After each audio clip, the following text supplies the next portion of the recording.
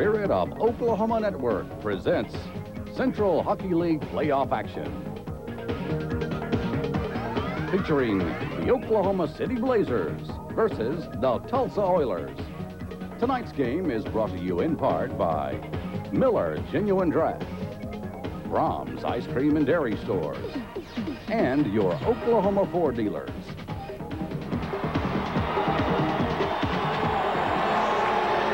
Welcome to the Convention Center in Tulsa. Tonight it is Game 5 of the Central Hockey League Playoff Series, the semifinals, the Oklahoma City Blazers and the Tulsa Oilers. Hi, everybody. I'm Bill Teagans along with John Brooks and Ed Murray. They are announcing the starting lineups right now. This place is rocking. The Blazers are up 3-1, coming off a huge victory earlier in the week here in overtime. Should be a great game tonight as the Blazers go for the knockout punch. John Brooks and Ed Murray are calling all of the action for us tonight, so let's head upstairs to those guys. John and Ed? Well, it's a knockout punch opportunity, at least, for the Blazers tonight, but they got a fighting dog backed in the corner. Tulsa will be very tough here, Eddie, because they've never lost 2 in a row in this building, and it'll be a tough job for Oklahoma City, but they're playing very, very well right now. Good enough to win this series if they play like they have so far. They certainly are, and already the mind games have started. The Blazers showed up. Chairs were blocking the entrance to their locker room. Doug Lawrence stayed on the ice, trying to keep Boudreau from getting the last one off the ice. National anthem. Let's do that right now. We'll continue in a moment. What so proudly we hailed at the twilight's last gleaming, whose broad stripes and bright stars through the perilous fight o'er the ramparts we watched were so gallantly streaming, and the rockets' red glare, the bombs bursting in air, gave proof through the night that our flag was still there. Oh, say does that star-spangled banner yet wave for the land of the free and the home of the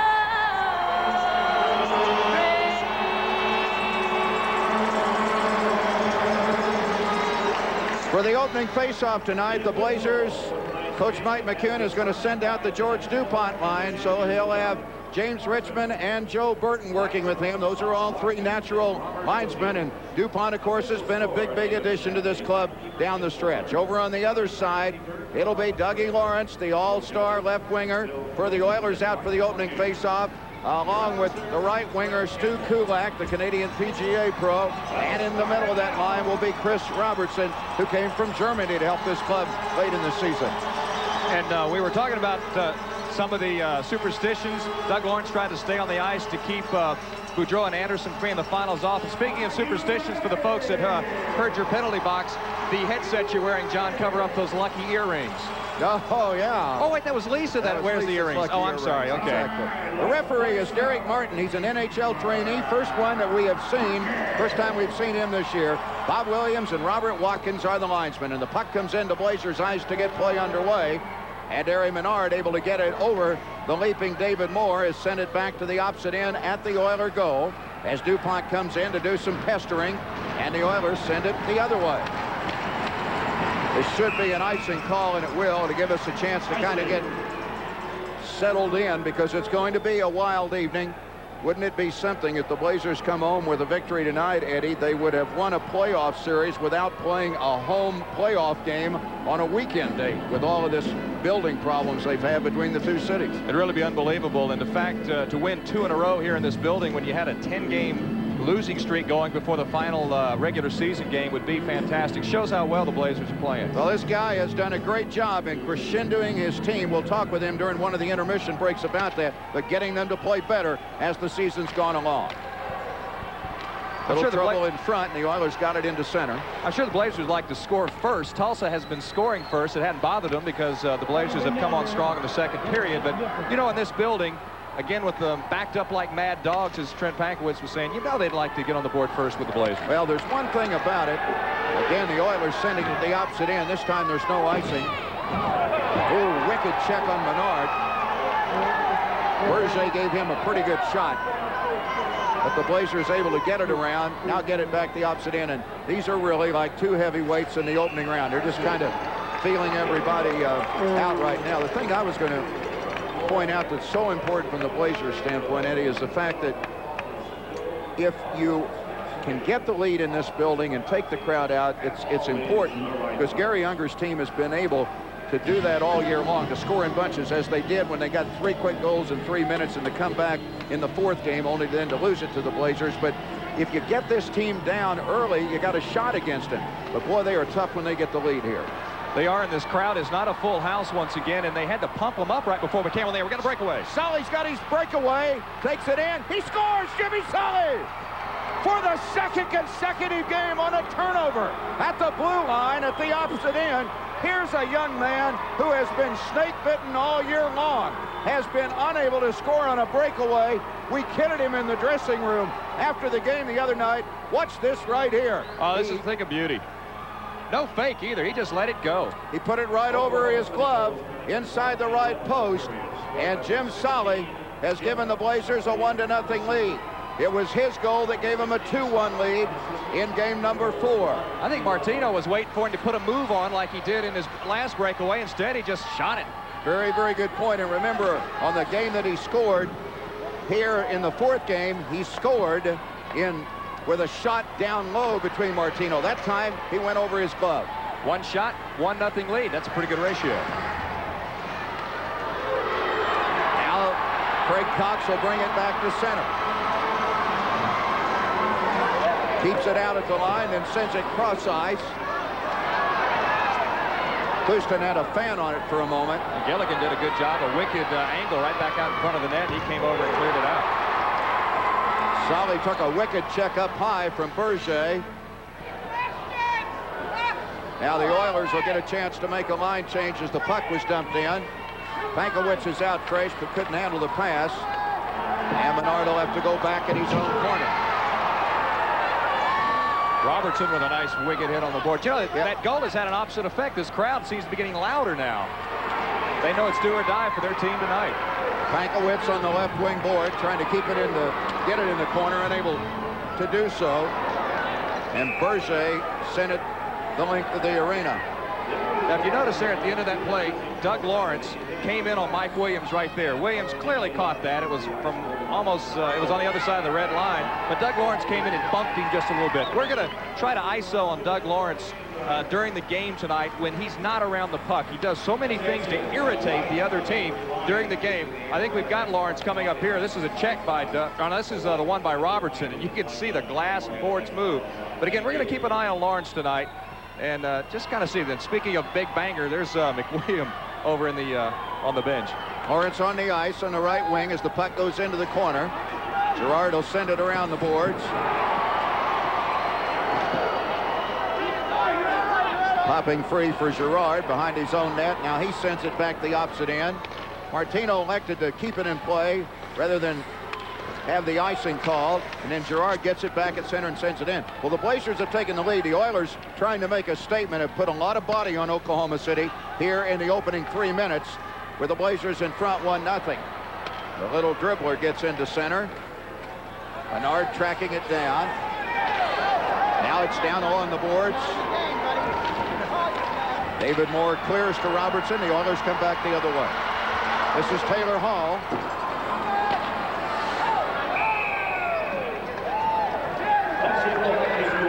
Lawrence and McGinnis in a little scuffle right there. It's 1-0 Blazers early. We're back in a moment. Hunting for holiday savings? Shop Homeland for Easter and you'll find a good deal better hiding down every aisle. Like cooked super trim shank portion smoked hams, just 88 cents a pound. Fresh strawberries in full 1-pound packages, also a low 88 cents. And Homeland grade AA large eggs for Easter. Buy 1 dozen, get 1 free. And don't forget to play the Homeland $1 Million game. Over $130,000 has already been won, and you could be next. Homeland, it's a good deal better. John Brooks along with Eddie Murray as we return to the Downtown Convention Center in Tulsa. Blazers with an early 1-0 lead. And the Oilers clearing the puck into the Oklahoma City zone. Defenseman Tim Gilligan back to get it. Remember the Blazers without Bruce Shoebottom. Destroyed in this building in the opening game, so they're playing with 4 defensemen. Here's Dupont, a shot wide of the left side of Martino. Solly beat Martino on the glove side. Dupont wanted to put it across his body on that skate in. Saw Shue at lunch today.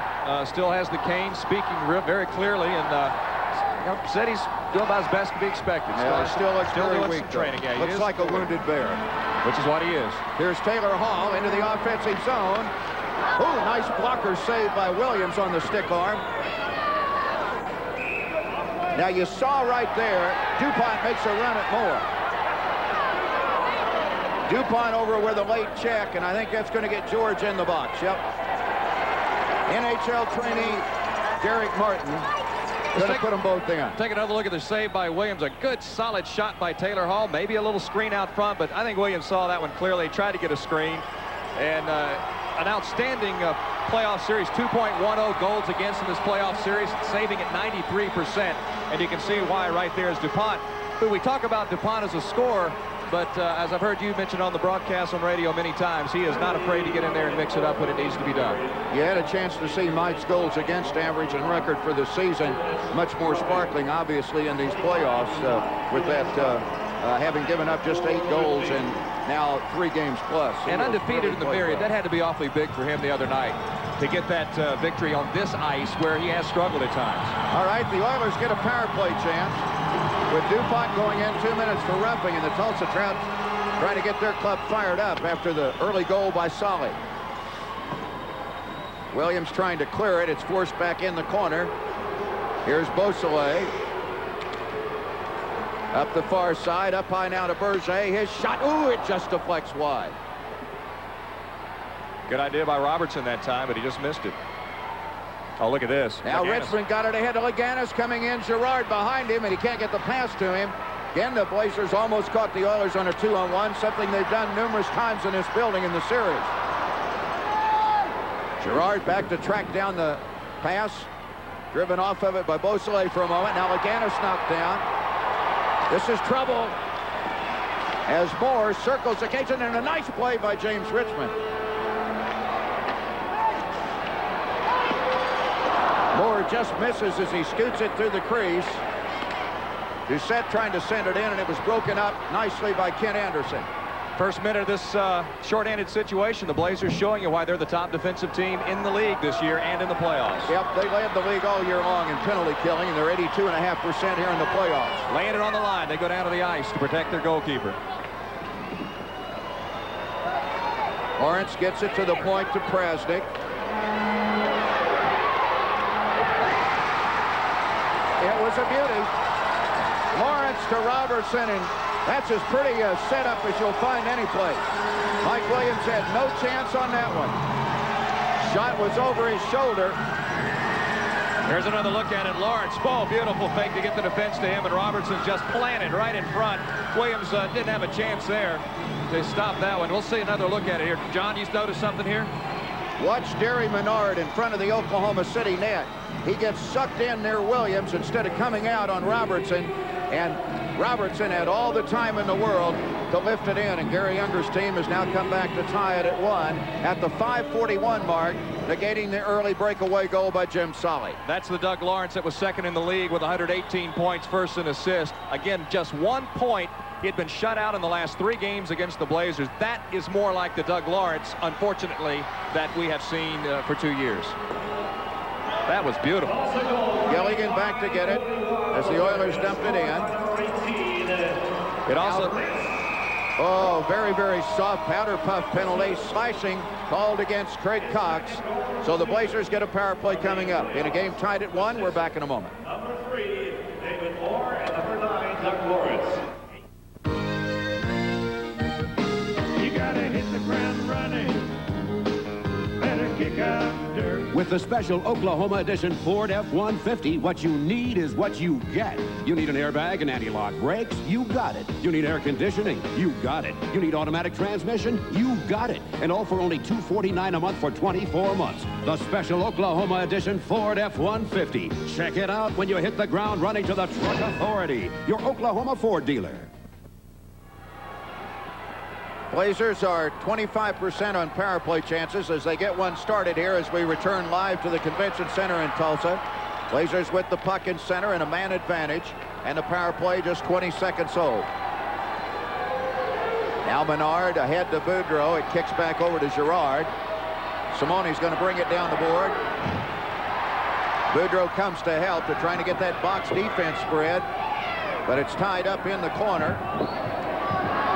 Berger has it tied up. He usually stays tied up. He's a big one at 230 pounds, but finally the whistle. Good grief.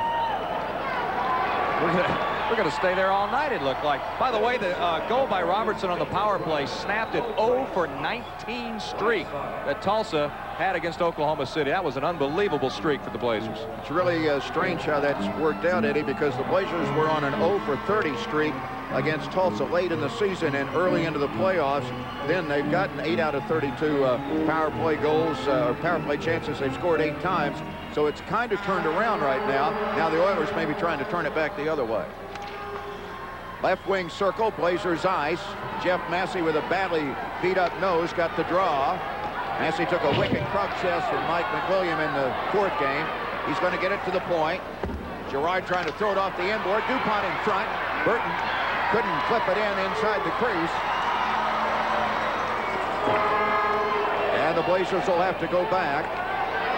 Now Lawrence steals, and a shot off the glass, bounces to the right of Williams and then is picked up. Here's DuPont to center. Oh! DuPont knocked down on a hard check. And the Oilers send it back. Blazers have 30 seconds left with a man advantage. Tulsa crowd really into it. And the Oilers have, from the opening faceoff, controlled the body game here in the first period. Boudreau to center. That was Stu Kulak who let his body fly on that last open ice check. Oh, man, there's a wicked one up in the crowd. Brasnik trying to peel it around the glass, got too much stick on it, and gave a souvenir up in the stands down to our left. We got 12:08 left to play in the first. If you've joined late, Jim Solly stole the puck at the Oklahoma City blue line and had a 2/3 the length of the rink breakaway on goaltender Tony Martino and scored just 1 minute and 11 seconds into the period, and that gave Oklahoma City the 1-0 lead. Then at 5:41, Robertson got the power play goal set up by Lawrence to tie it. And the Blazers in the waning seconds of a power play. Bad pass, Gilligan gets it, goes in front, Boudreau just misses on a deflection, then throws it back out, and it comes to Gilligan. Pankowitz will get it out high. Anderson drags it around, heads for the slot, and his pass wide. Oilers are back at full strength. McGannis knocked down in front of the net, wanted a penalty. Now Clouston has come the opposite end. And the save by Mike Williams trickled up the slot dangerously for a moment. You're back.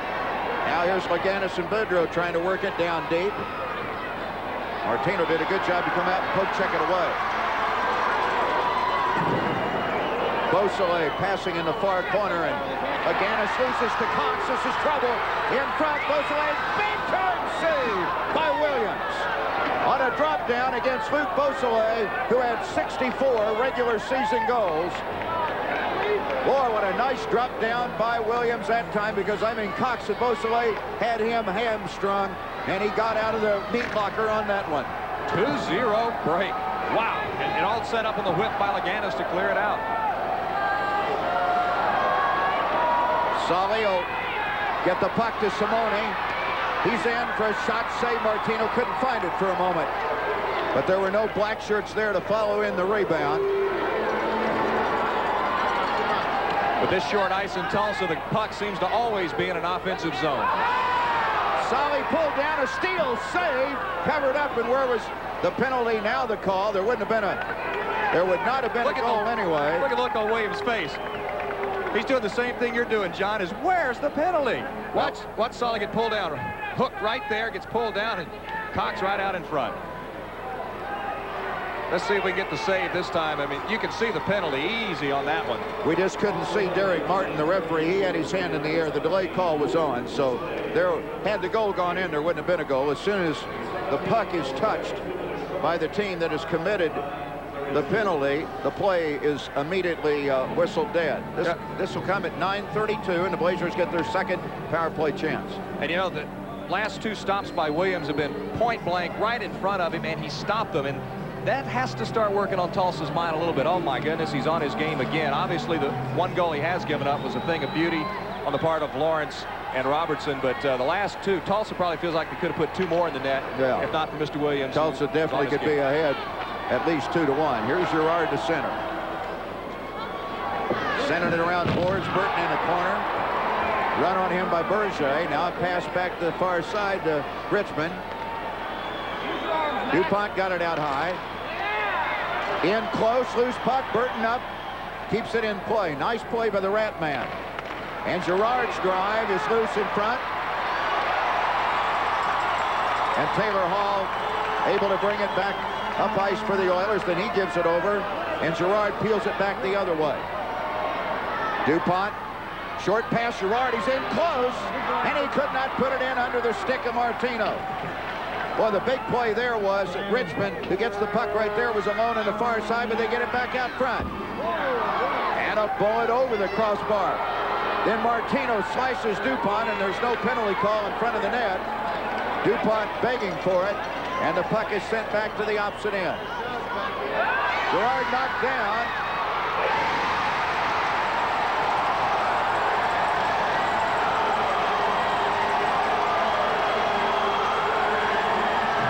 Doug Lawrence has been quiet, but has come alive in game number 5 for the Oilers. Put it underneath the stick arm of Mike Williams after Girard got driven off of his skates. Here it is again. You see right there. Good check. And that leaves it for Lawrence. The giveaway there. Just a backhander. Beat the defenseman back to the goal. And Doug Lawrence, who's been hammered a little bit, being 0 for 3 in the last 3 games, 0 for everything in the last 3 games, now with a goal and an assist here in the first 11 minutes of this game. 10:47 the scoring time. Here's Pankowitz to start it for the Blazers. Boudreau down in the corner. Oilers have taken a 2-1 lead. Now Gilligan out high. And another penalty coming up against the Oilers. Blazers are going to get another power play chance. Tripping call in front, as Steve Simone was tripped in front of the net. Oilers lead 2-1. We're back in a moment.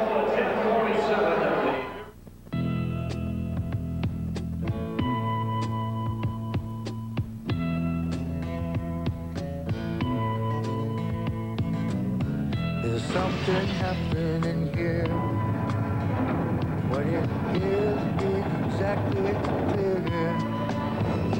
Now stop, children, what's that sound? Everybody look what's going down. Get out of the old and get into the cold.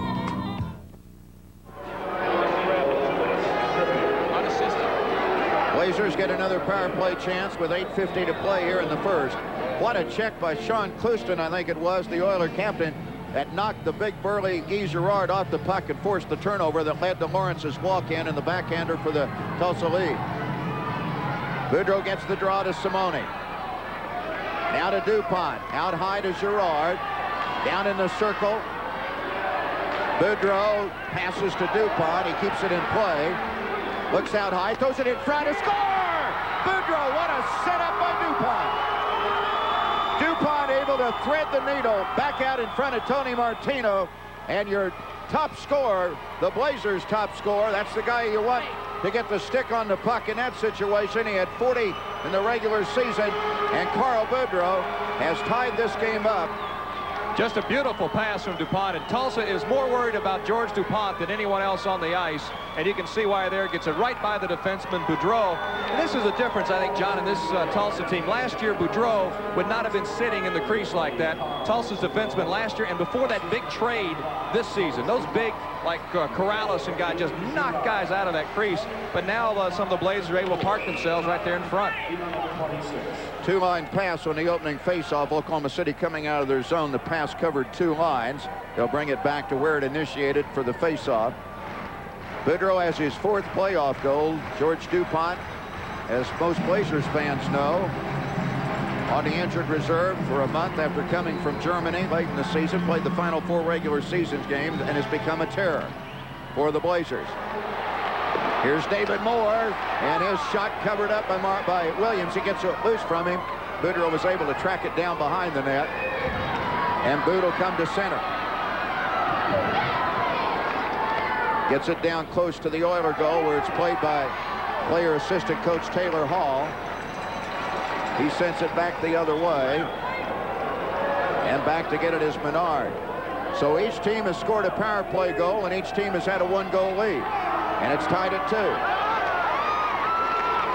2. In the other series, Wichita leading Dallas 2-1 with 8:30 to play in the first period. That series tied at 2-all, the game being played in Wichita tonight. Home team has won each time. Yeah, the only road win in both playoffs was here in game 4. Here's DuPont.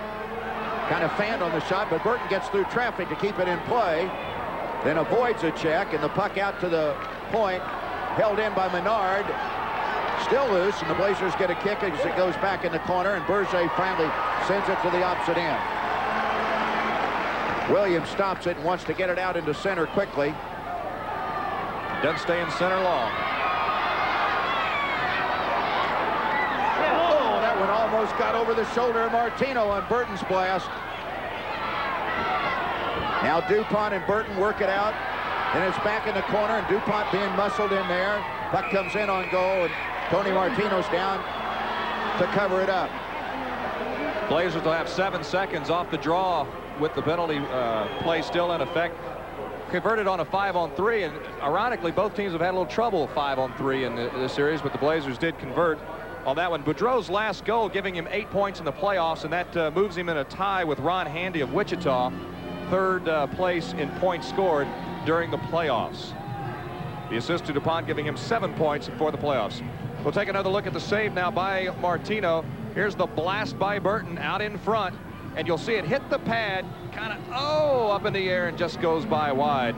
Martino did get a solid piece of it, but enough to deflect it wide.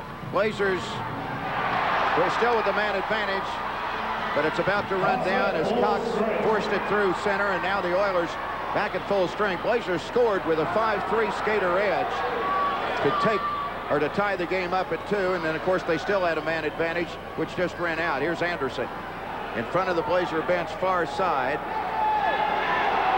Everybody thought for a moment the puck had been tied up. Now it finally kicks free.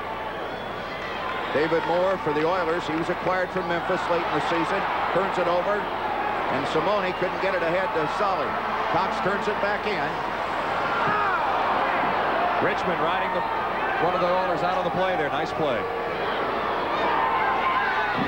Solly trying to go to the same spot where he gave the Blazers the early lead. Misses over the glove of Martino. Krasnick to center. Got loose from Richmond. And then a pass broken up. The Blazers could get it. They'll get a 2-on-2. Laganis. Out front, Girard just misses on the right side. What a nice setup that time by Laganis, Eddie. He knew he didn't have much of a shot himself, and he drifted in deep, and Girard came in behind for the missed opportunity. It's tied at 2 with 5:44 to play. Back in a moment. The car I drive has to perform up to my expectations. It's got to be solid and safe. That's why I drive a Lincoln Town car. Sure, it's impressive, but I think I deserve a little luxury. I felt the dealer made a real commitment to me, too.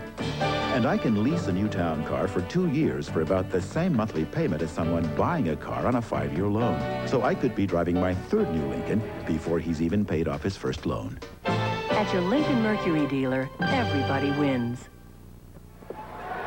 Back live in Tulsa. First period, game tied at 2.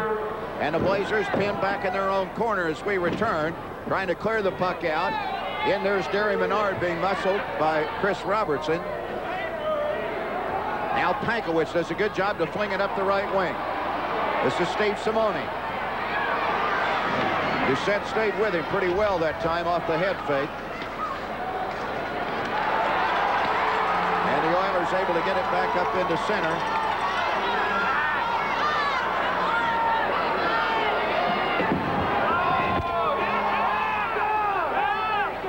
Here's where Doug Lawrence is awfully dangerous when they get a crowd in the corner. You see Lawrence trying to dig it out there. He normally is successful at getting something happening. Here it is.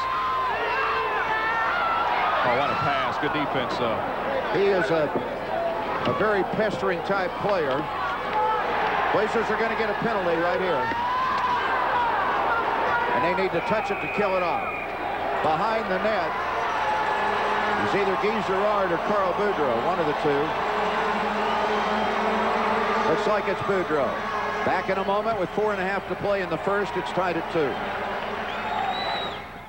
When it comes to functional living room furniture, Mathis Brothers has the best selection and the best prices, too. Nearly 50 groupings with hidden storage, built-in recliners, and sleepers. Name brand furniture from Lane, Lazy Boy, and Berkline. This big, comfortable sectional from Lane is only $7.99 with 2 built-in recliners and Monsanto wear warranty cover. This sofa from Berkline is only $3.99. It's a great price for a sofa alone, but this sofa has 2 Berkline recliners built in. See the best selection and the lowest prices, too, with one easy stop at Mathis Brothers, 3434 West Reno. Carl Boudreau in for tripping for the Blazers. Now short-handed for the next 2 minutes in their own zone.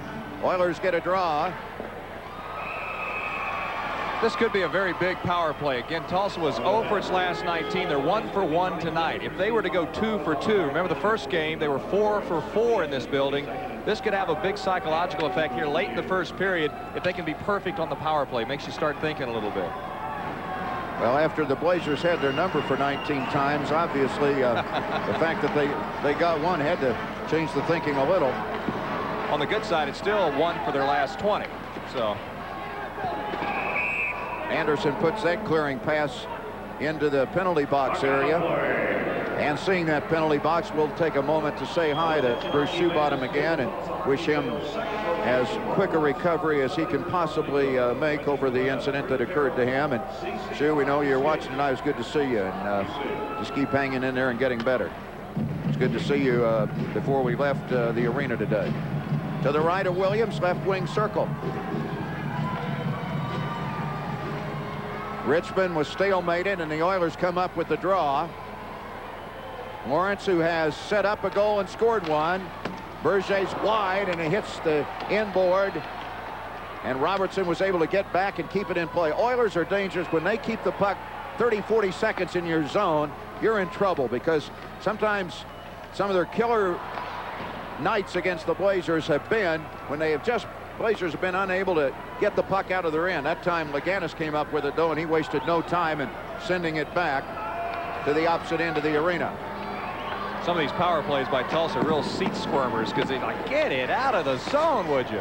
Anderson was doing a nice job on that last one. See, again, Tulsa doing an excellent job keeping it in the zone. Beausoleil on the doorstep for a fan. Good setup pass by Robertson. Now Beausoleil's dug it out. David Moore gets a shot that's blocked by Laganis. There's a forward back with some good defense. And then Moore back to get it. Brings it back out high. Doucette held and kept it in play. This is where the Blazers really get in trouble when now they get a shot to get it out. And Richmond, who's done a great job in this series. He's been a good penalty killer all year long, but I think Richie's had his finest moments in the series so far as killing a penalty. He'll leave. Boudreau come out to finish off. Now it's going to be DuPont because obviously Boudreau's in the box.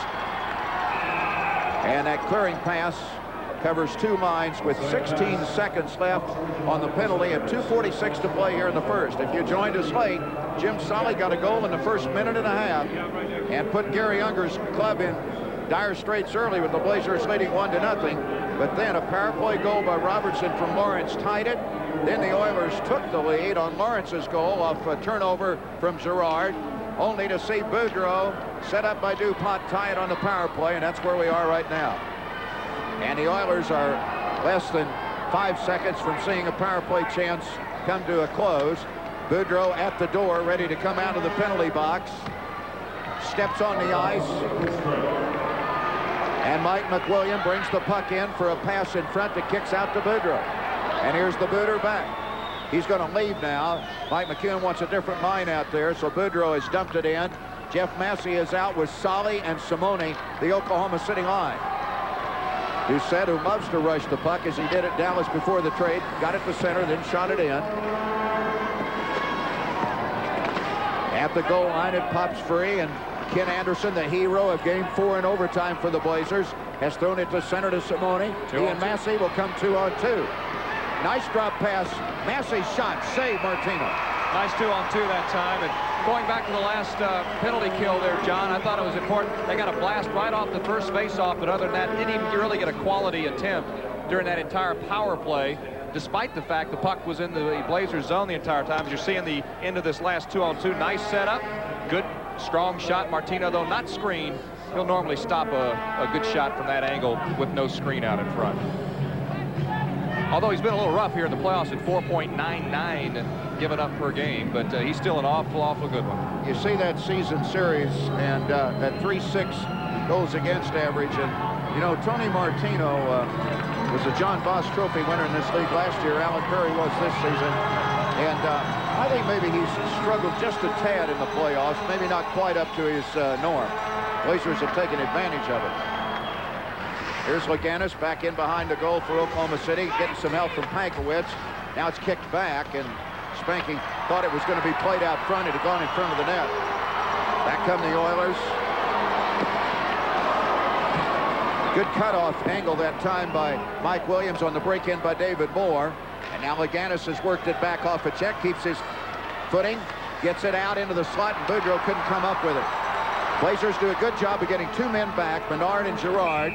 And the Oilers get called for the offsides. And Eddie, right there is as good of an example of why I think Oklahoma City right now is the best team in the playoffs of any of the teams, and at the tail end of the year defensively. Blazers have been able to know when to come in with their defense, when to play back and get in back quickly into that neutral zone. And they were back that time, even though they had been pitched in a little bit. They have read plays better and better as the season is come along towards the end. There was a great instance of that earlier in the game when Laganis went down in the corner, fed Girard out front. He let a shot go. The big rebound came out. Looked like Tulsa had the break. The first guy back to touch the puck was Guy Girard. He got the shot off from about 15 feet out front, was still the first guy to hit the puck on the other end. Exactly. Anderson will shoot it in as we hit 1 minute to play here in the first period, and the game tied at 2. Both teams have had a goal lead.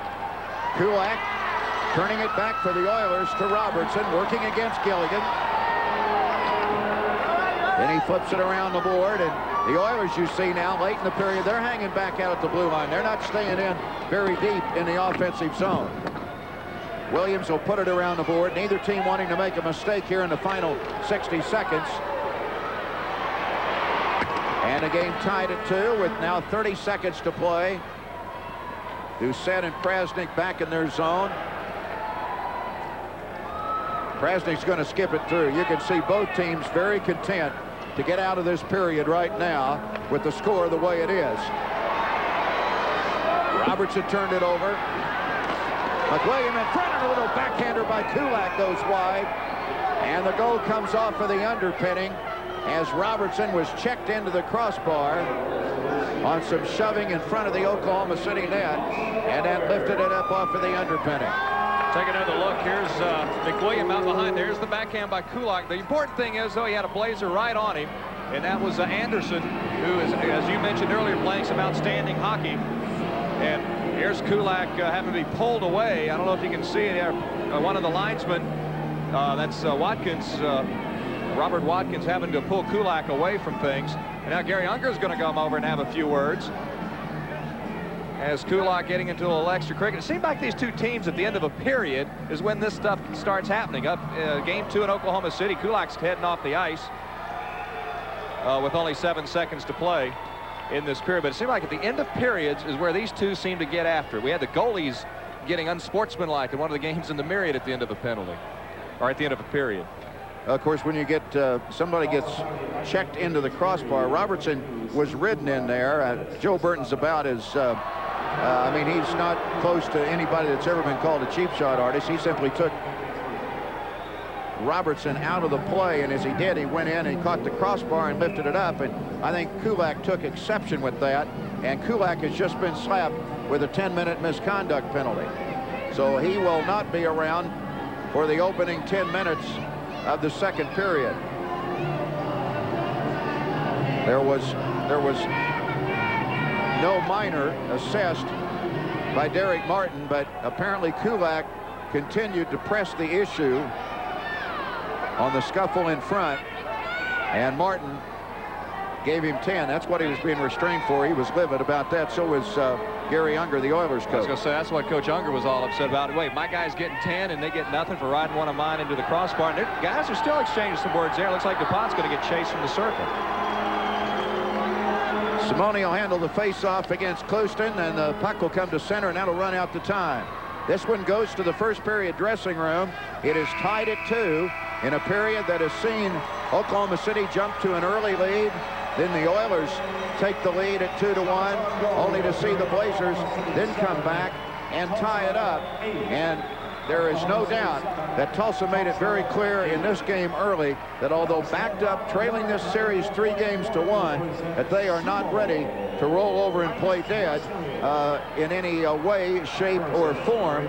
And they really took the body to the Blazers. I think that might be something that Coach Mike McEwen will address. We're going to get a chance to find out Mike's assessment, because our Bill Tiggins is waiting for him at ice side, and he'll get a chance to visit with Mike and get his thoughts here on the first period as the Blazers tied at 2. What did Mike think about it, Bill Tiggins? Well, Mike, it went about the way I guess you would expect the first period to go between these two teams. Well, I think Tulsa come out. They've probably shown the most intensity they have all the series. We're really jumping our defenseman on the puck, and we were guilty about 3 or 4 times there of our defenseman not moving the puck quick enough. We're getting checked from behind.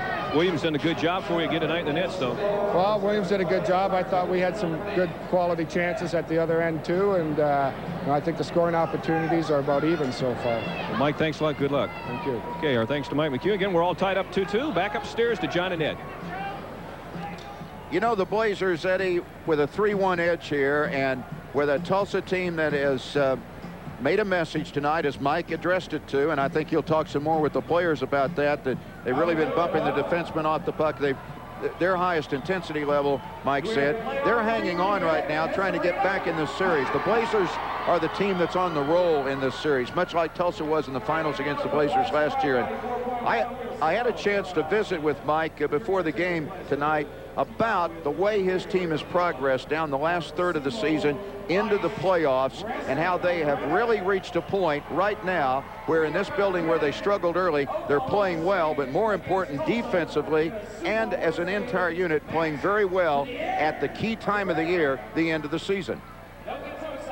Well, I think we started that from the start of the year. We had some problems at the start of the year. First, we were losing games with getting beat in the third period, giving up late goals, and then I thought intensity was a problem, then character was a problem. But over the year, we built things up, and I feel our last 2 games, the one in Dallas where we won in overtime, and the one here where we finally won in this building for the first time in 2 years, I think that sort of got things going for us as far as playoff mentality goes.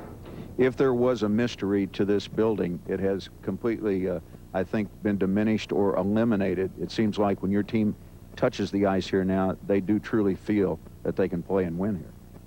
Well, I think we have very good focus. That we're sticking to our game plan very well. The guys are very concentrated on what they have to do out there. We're sticking together very well in any type of situation. After a whistle, we're all getting in there and helping each other out, and things just seem to be going our way. Luck is always a factor in the playoffs, and seems that the puck is bouncing for us.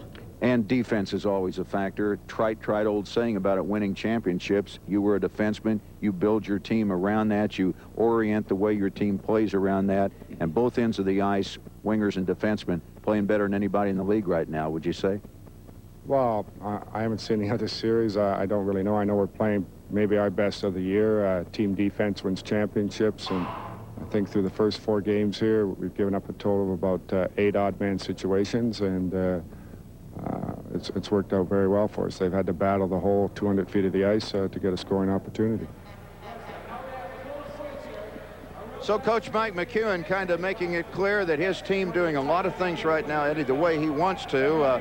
Maybe he'll want a little more body from his team in the second period. We can talk about that, and we've got more coming up. This game is deadlocked at 2. We'll look at the scoring and more when we return here to the Downtown Convention Center. Well, it is a game after 20 minutes that scoring-wise is even, obviously, at 2-2. But I can tell you this, the body was controlled by Tulsa. I wonder, Eddie, if downstairs what Bill thinks about it. I don't know. He has a much closer look at it than we do. Let's go on down to it. All right. What do you think, Billy? Well, you guys got to realize it's amazing to me that people can stand on their skates anyway when they're knocked in to the walls like they have been down here, but it's been a very tough physical game. I think Tulsa's come out tougher in the first period. The game is tied at 2-2, so we'll see if the Blazers can bounce back. But maybe the most frightening thing of all was what happened between periods. We had about 7,000 people singing YMCA, which is a little scary in itself, guys. Well, I was going to say the highlight of the first period to me was John Brooks doing the YMCA, and everyone missed that due to commercials. Well, here we go. This is a beautiful breakaway by Jim Solly, and I think Tony Martino was waiting for a fake coming up here, and Solly lets it go with the left side and just beat him to the glove side, and minute and a half into the game, minute 11 as a matter of fact, 1-0. When Solly scored in the fourth game on a breakaway to give the Blazers a 2-1 lead, he went low on the ice and shot the puck in between the legs of goaltender Tony Martino. And I think Tony may have been still thinking that. That is just his 12th goal this season. He has really had some problems this year in that he's had some good scoring opportunities and just been snake bitten. Guys were kidding him after the last game. Now that's the goal right there that negates the goal by Solly. What a setup by Doug Lawrence as he put it on the stick of Chris Robertson. Robertson got left alone in the slot a little too long, and Robertson tied it at 1 at the 5:41 mark with Lawrence and Moore getting the assist. And then the Oilers were able to take the lead. Sorry to interrupt there, but only the second point for Lawrence, and that's the key thing. Here's a clearing. This is when, now watching Gerard, Clouston takes him off the puck right there and just leaves it for Lawrence. Lawrence, beating the defense back, flips the backhander as Williams is going to his left. He got the backhander to the right side, and just another beautiful play. And that's, you talked about the intensity. Coach McEwen talking about the intensity's up. The intensity of Mr. Lawrence is definitely up. His 26th goal of the season. First, though, in this playoff series. Exactly, yeah. It's the first of the year, the first in the playoffs, and that's the thing we really look at right now. Then here is Carl Boudreau with a pass to DuPont. Now, it gets away from George. This guy was the top player in all of Canadian University hockey last year, the most valued player in the national championship game, and he throws it out front, and it's put in the corner by Boudreau, who very seldom misses in that kind of a situation. His 4th goal of the playoffs. That tied it at 11:26, and a wild finish to the period, and it's still deadlocked at 2. And that was on a 5-on-3 opportunity, if I remember correctly. Tulsa getting itself into a bit of trouble with the penalties. Yeah, they had back-to-back penalties. The Blazers had the 2-man advantage, then had a little time after that to work with the man advantage, but could not break the tie at 2. There you see it right there. Blazers 2 of 7, Oilers 2 of 8. Power plays. Blazers have had 5 power play chances, or 1 of 5. Tulsa 1 of 2, and then I'm sorry, power play goals and shots. Power plays, they're both. They've each had 2 power plays, and really not a lot of shots on goal. Not really. Tulsa is leading in that category, and the Blazers have done a very good job of out-shooting Tulsa. Tulsa really towards the end of the season, carried on to the playoffs, they were getting outshot by everyone they played here of late. Last couple of games of the regular season, and until the last game. But again, it doesn't matter how many shots. Both teams will be at equal strength to begin the second period. Referee Derek Martin, the NHL trainee who worked in the AAA level most of the season, and signed by the league for this game, the first game he's worked in the league. He'll drop the puck between George DuPont and the Oiler captain, Sean Clouston, and this second period will be underway. And remember, Stu Kulak will be off for the first 9:53 of this period. He will not be able to escape due to this conduct. And this is the period. The Blazers have outscored Tulsa 14-1 in this period, whereas Tulsa dominated the second period during the regular season. Bernard Beck to get it behind his own goal will start the play up the right wing and misses DuPont on a pass. No doubt about it, Eddie. Blazers have owned the middle 20 minutes in this series. DuPont forces the turnover, gets it out front. Burton with a shot. Oh, he just sent it wide to the left. Didn't get a good stick on it, but still got the shot, but it sailed wide. Burton a little slow getting up. And Taylor Hall gives Tulsa the lead as he shoots it in from the blue line. It goes off the glove of Mike Williams.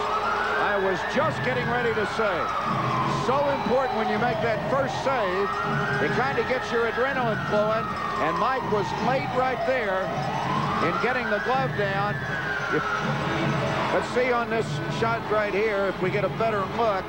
Now, it's hard to tell, but it looked like that he was just a tad late in getting the mitt on down where it was going to touch the ice, and when it bounded off of the end of the webbing, it had some space underneath and it got through. And Taylor Hall, that is his second goal of this playoff series, and it was almost a power play opportunity. Joe Burton was taken into the boards hard. He was trailing the play, was still on the Blazer end of the ice. So in essence, the Oilers had a 5-on-4 advantage in the offensive end, but I mean, he just fired it from the blue line. Normally a Williams will stop a shot like that. Solly in front with a chance.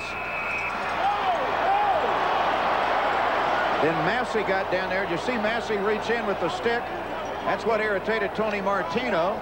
But I don't think Massey thought that there was I don't think Massey thought there was any kind of a. Well, we'll see it here again. I don't think he thought he. Massey's reaching in. I don't think he heard a whistle blow. And Martino is real quick to anger in situations like this. He'll get up and let you know it. I think in one game last year, he had 8 penalties in a game for a goalie, which is a CHL record for a goalie in particular. So he is never afraid to get in there and say a few words. I noticed in the Myriad one time, this playoff series, one of the Blazers slid into the net, and Martino shoved a stick in his face. So he isn't afraid to mix it up a little bit. Jeff Massey will face in the left wing circle against Craig Cox.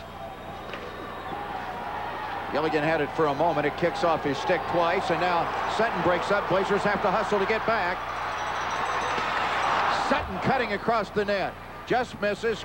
Went from the back to the forehand. And Mike Williams gets the puck covered up on Doucette's shot. If he came back late from the intermission, the Oilers strike in the opening seconds of this period. 32 seconds deep. Taylor Hall at the blue line with a long-range shot that got by Williams. And there you see Sutton just got the puck up on the edge, the tip end of the stick, couldn't control it in the sweet spot, and never had a chance to wrap it around Mike Williams. Willie looks like he's just giving up that first goal. Might be just a tad tentative here early.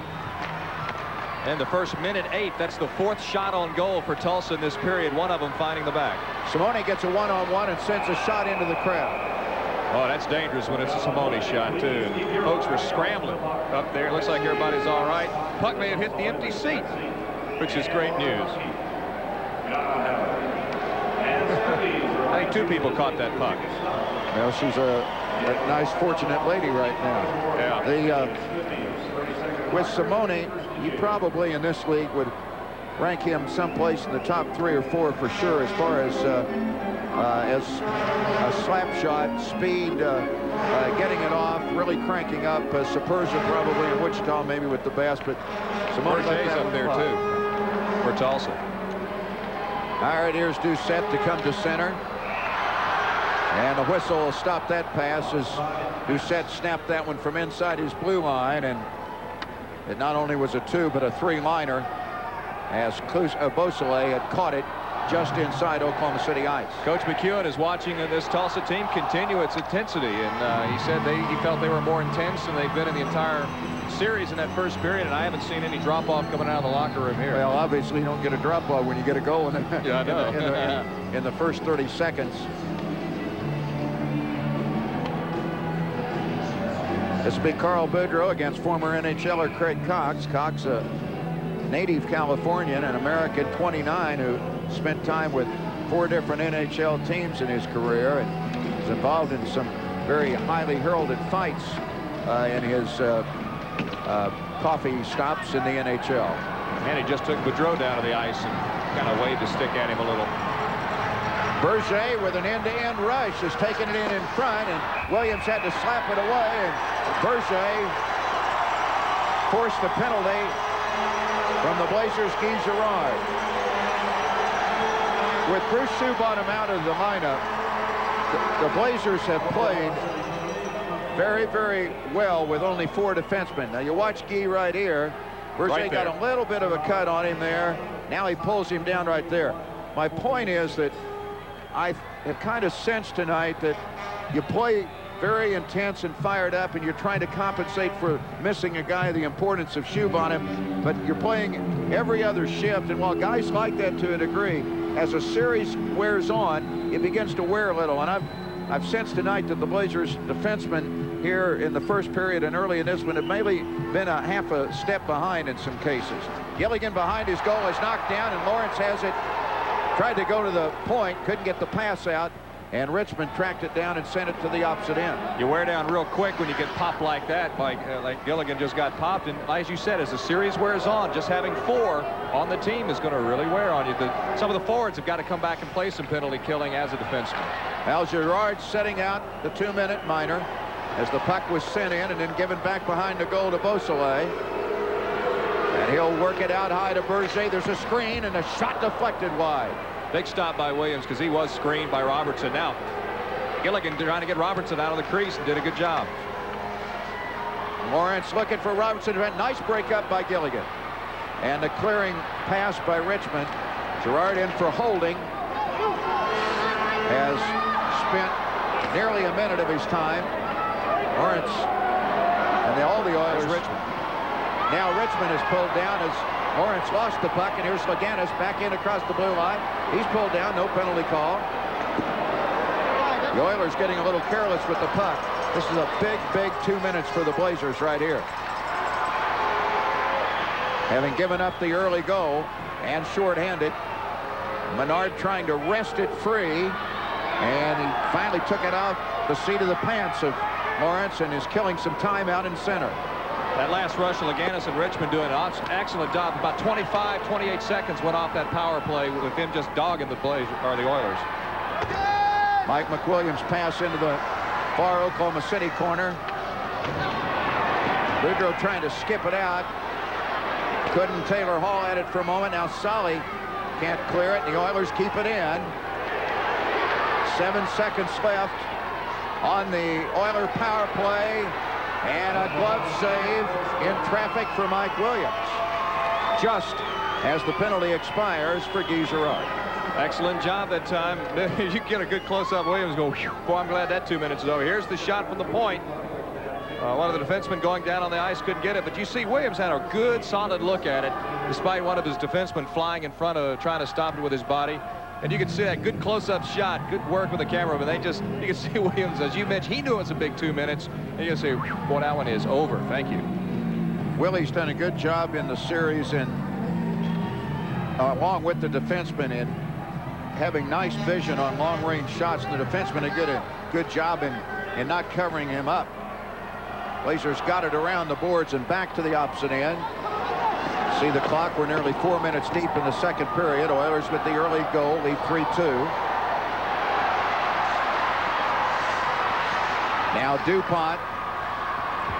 Again, Gilligan, the recipient as a check back in the Oklahoma City zone by Mike McWilliam. He's going to get a boarding call. Either boarding or roughing. We'll take a break. It's 3-2 Tulsa. Back in a moment. Well, sure, I'm happy with my new Grand Prix. Anti-lock brakes, dual airbags. Really feel safe. Safe schmafe. Beats me why she only talks safety. I mean, this is a Pontiac. What a terrific buy. Only $239 a month with Pontiac's 3-year smart drive. Well, she does get free 24-hour roadside assistance and courtesy transportation. With this V6 engine, it's nice to know the power's there when I need it. Power? Now we're talking. At your local Pontiac Pack dealer. Here's what leads to the penalty. You see the knockdown right there, but that was Gilligan down in the corner. It was actually McWilliam that got the penalty on the check. So the Blazers go to work, and they have a man advantage in the offensive zone, and the puck is knocked out, so Boudreau sent it back to Menard. Menard now back over to Simone. Simone checked hard by Berger. McWilliam not on his game. It took him 24 minutes to find the penalty box. Most penalized player in the CHL in the regular season, 326 minutes. And it's our first chance to see him. He has missed every one of our telecasts, serving suspension. So this is the first time the folks in Oklahoma City have gotten to see him play on television. Here's Boudreau setting up Girard, and his wrist shot was blocked by Prasnick. Now Guy's going to give it back behind the net to Boudreau, and then it pops out of play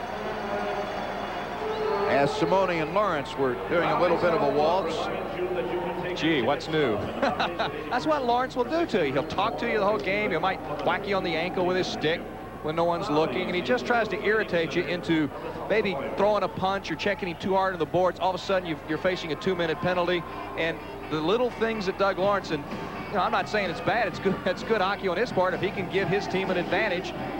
And he's an irritant, is a good way to put it, but that's part of this game. Well, he's a fly at Easter Sunday dinner.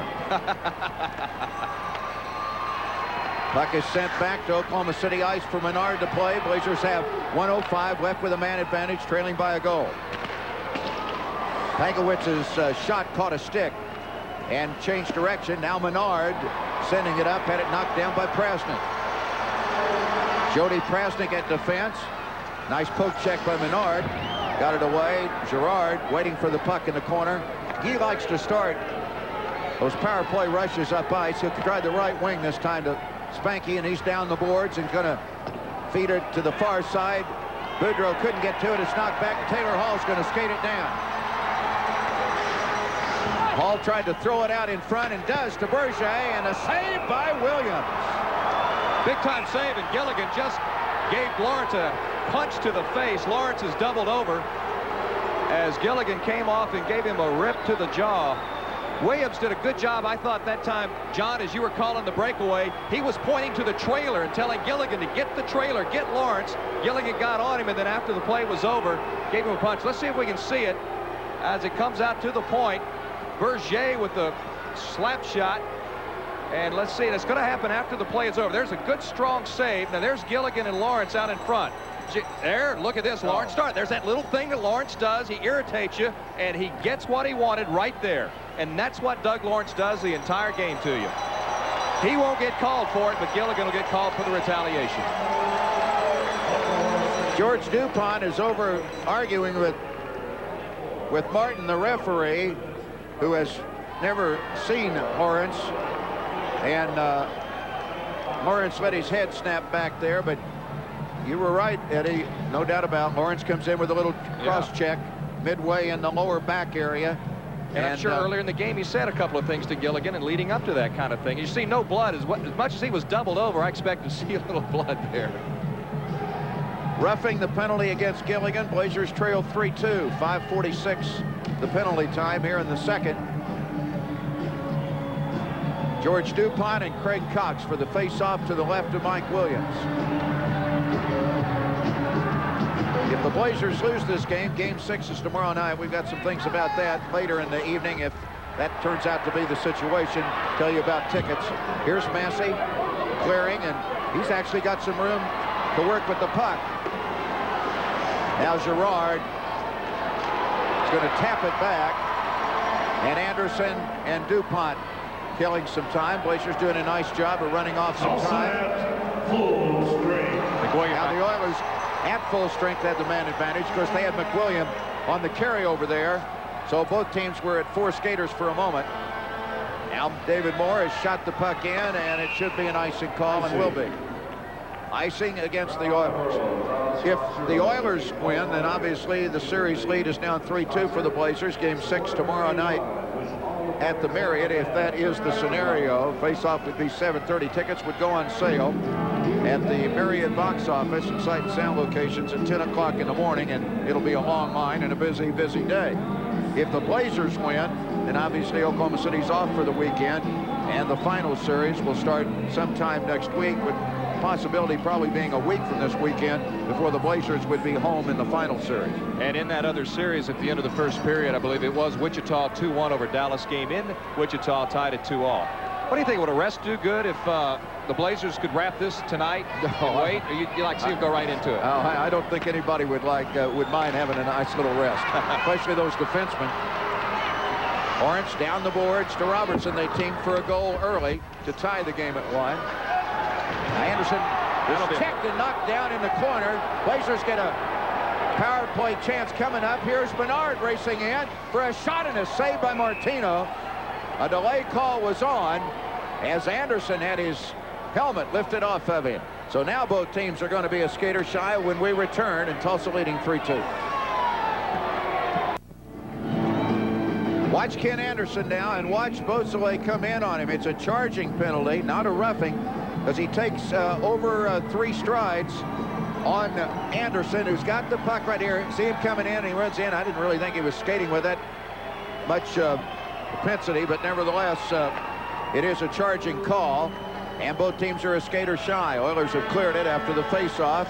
Menard back to get it. Now the Blazers in 30 seconds will have about a 1:05 span to work with a man advantage and trailing by a goal. Boudreau pulled down in center right in front, or DuPont was, of Martin, but Martin did not give him the benefit of the call on that one. Lawrence knew he was in trouble, too. He held his hands up like I didn't do it, and he got the agreement.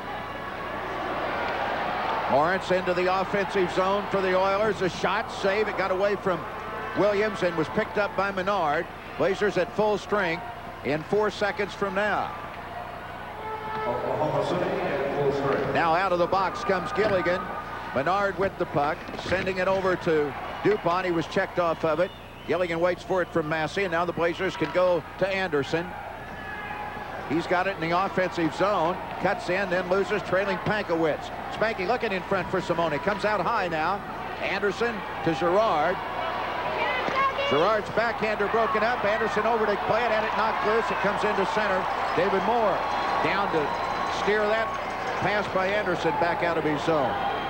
Here's Andy again to shoot it ahead. It got away from Moore. Goodrow's going to come down the wing after it, and he keeps it in play for Pankowitz. And those two back in the corner with Tulsa defenseman David Moore trying to jar it loose. Boudreau pushed off of it. Moore ends up with it anyway, and then it goes out of play.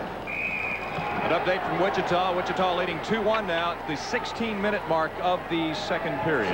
4 minutes in. 16 minutes left in the second. Gee, Doug Lawrence was involved in something along the boards. Lawrence and Pankowitz with a little shove.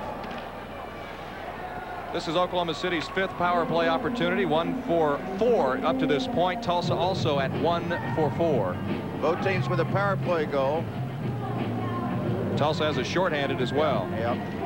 Lawrence scoring on the turnover while the Blazers had a man advantage. That gave the Oilers a 2-1 lead. There was 2-2 and 3-2 on Taylor Hall's early goal in this period. 3 of the 5 goals are unassisted tonight, which is unusual. Long clearing pass down ice. Willie looked like a big, tall center fielder, waiting to see if that one was going over the center field wall. Now Oilers are back at full strength as Richmond chases the puck in, knocks it behind the net to the opposite side to the Rat Man. That's Joe Burton. He's over there with Berger and Clouston, and Richie did a nice job to dig it out. Throws it out. DuPont shot and a drop down save. We saw George DuPont right there get a real nice quick shot off that time. Remember George DuPont, he is, for a rookie, he's 26 years old. There's the shot. You saw it get it off real quick. It went right into Martino, and he was able to cover up the rebound. Now DuPont on the draw. Out front, Menard cranks up. He scored! No, he did not. Oh, my goodness. Can I apologize? I saw it hit the back of the net. Boy, they'll be telling me about that for a long time. And the puck back out into center. I saw it hit the back of the net, and when Martino looked behind him, I thought I saw it inside the net. I jumped as well. It reminded me of the goal, or the no goal in the mirror. We're all sitting up in press row saying that one was in, and they didn't call it. It hit the pipe. Right. This one hit the back. Well, this one was a bad call by me. You don't make bad calls. Let's go to break. We'll take a quick break. It's 3-2 almost midway home in this one. Oilers lead. Well, the Blazers have just picked up a penalty after the shot that did not go in, and I apologize. And the Oilers come to center, and a pass to Beausoleil by him from Robertson. Willie was able to clear for the Blazers, but Berger is held. Doucette's got time, and a score on the rebound, Lawrence.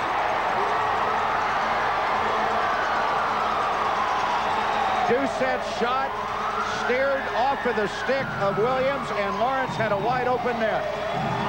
And Tulsa has moved the lead to 4-2. There it is, a shot. It's a simple rebound, and Lawrence had the whole net. Gilligan couldn't get over there and get him out of the crease. And, I mean, Lawrence almost could have blown that one in. It was a wide open net.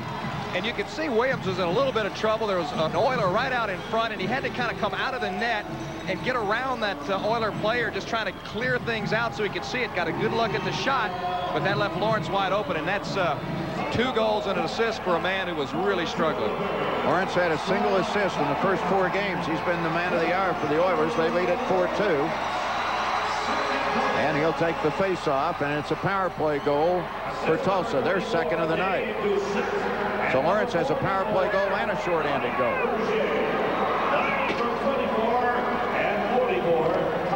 Now Leganis getting it to Boudreau. He couldn't dump it in front to Pankowitz, and the Oilers have this game in hand right now as the halfway mark has just been passed.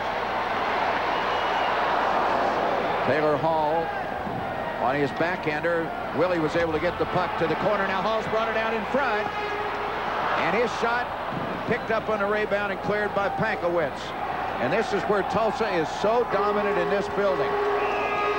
Blazers looked like they had the game wrapped up in the 4th game. Oilers, with less than 8 minutes to go, scored 3 goals in 3 minutes and forced overtime before the Blazers won. And this crowd really in it. Tulsa really fired up. Blazers definitely have to quiet the crowd and sort of turn off the Oiler engine here in the next 3 or 4 minutes. And as you're talking, they're getting louder and louder as Doucette and Berger getting the assist on that last goal by Lawrence, a couple of the defensemen. And you're right. Again, in this series, the Blazers had outscored the Oilers 14-1 in the second period. And right now it's 2-0 in this game. And Tulsa, they knew that. They talked about that between periods. They knew they had to do something here in the second period, as they had in the entire regular season. And the Blazers need something to happen good. Here's Craig Cox down around in behind the goal, looking in front. And then he brings it back up. He's got that long reach. You see him just kind of move Menard out of there. And then he comes back up with the puck. And sends it through the circle. And Mike Williams stepped out to clear. Got it to the blue line. Couldn't get it out. Now kicks to Girard. And Girard can't feed it to Simone. And the Oilers turn it right back in. Ex-Blazer Boyd Sutton, taken down by Menard, is going to get a penalty. And I really have to question that one.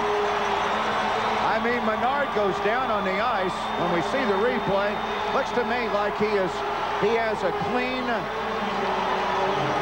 well, let's take a look. Diving sweep check right here. Well, yeah, got the stick on the skates, yeah. Now, in second look, I guess I'd agree with the referee. Good job on the replay. Watch, he'll get the stick right on the skates, and that's he really didn't get the puck before he got the skates. Yeah, no, it was a good call. So 2 for 5 now on the power play for Tulsa tonight. Here comes opportunity number 6. Gary Menard checks in on the tripping call at 11-11. 4 aces deep into the second period, and Tulsa leading 4-2. The Blazers, this is like being underneath a waterfall right now. It's pouring on you, and you can't get backed out away from it.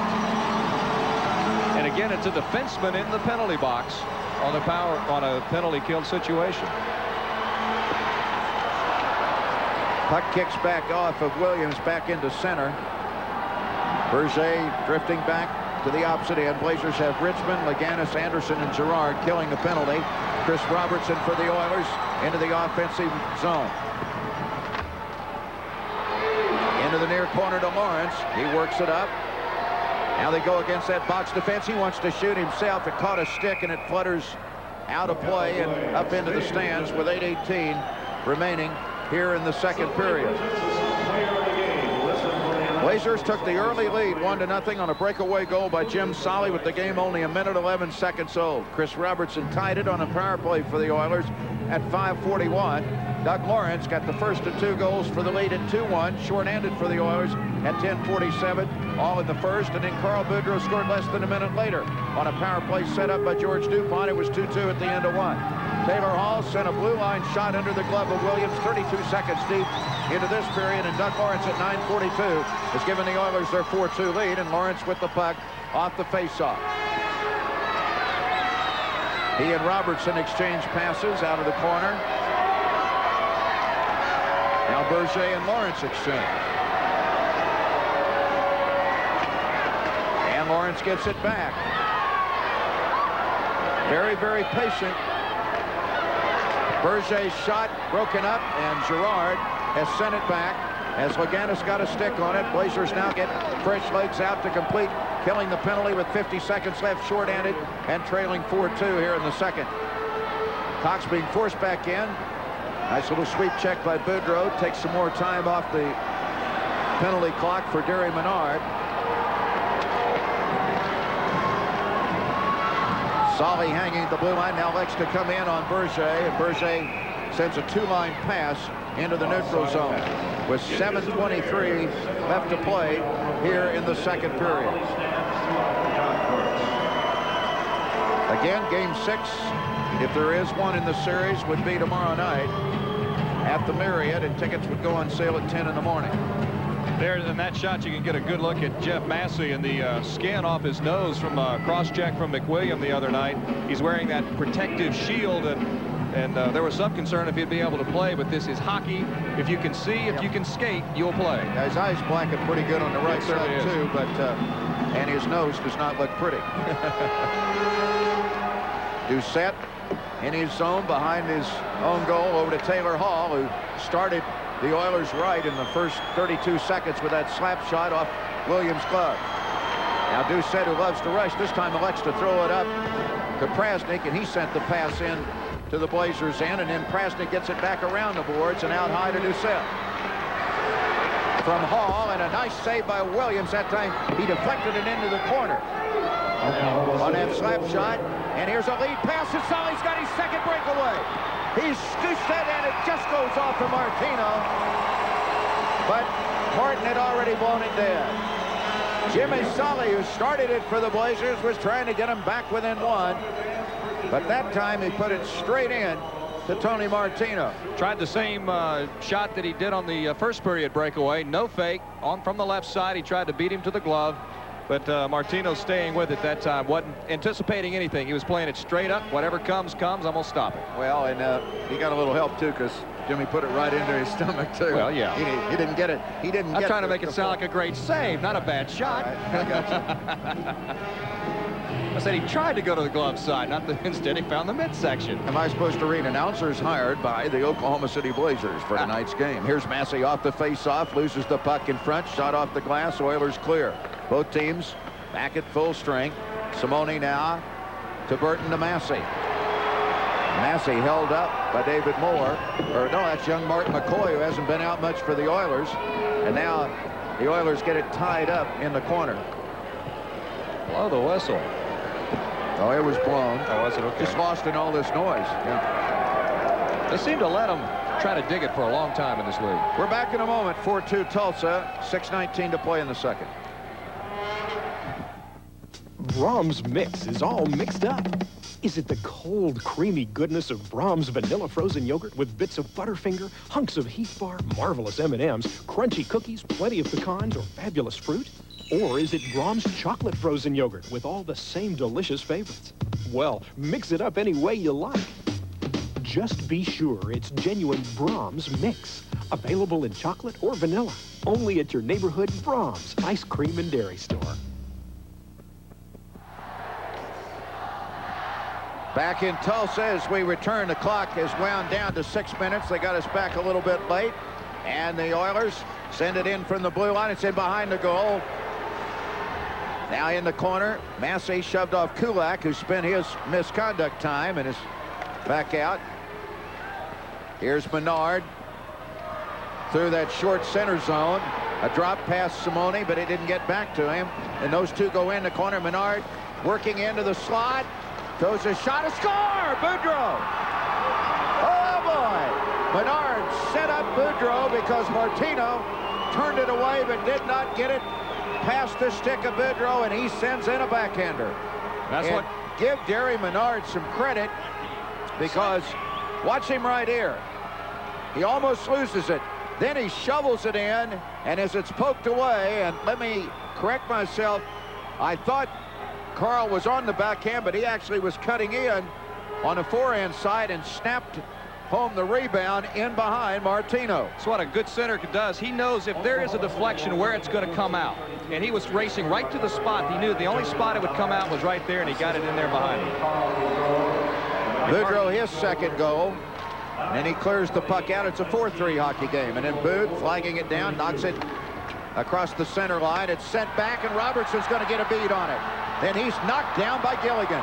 Good strong check that time. And Pankowitz ahead to Boudreau off the turnover.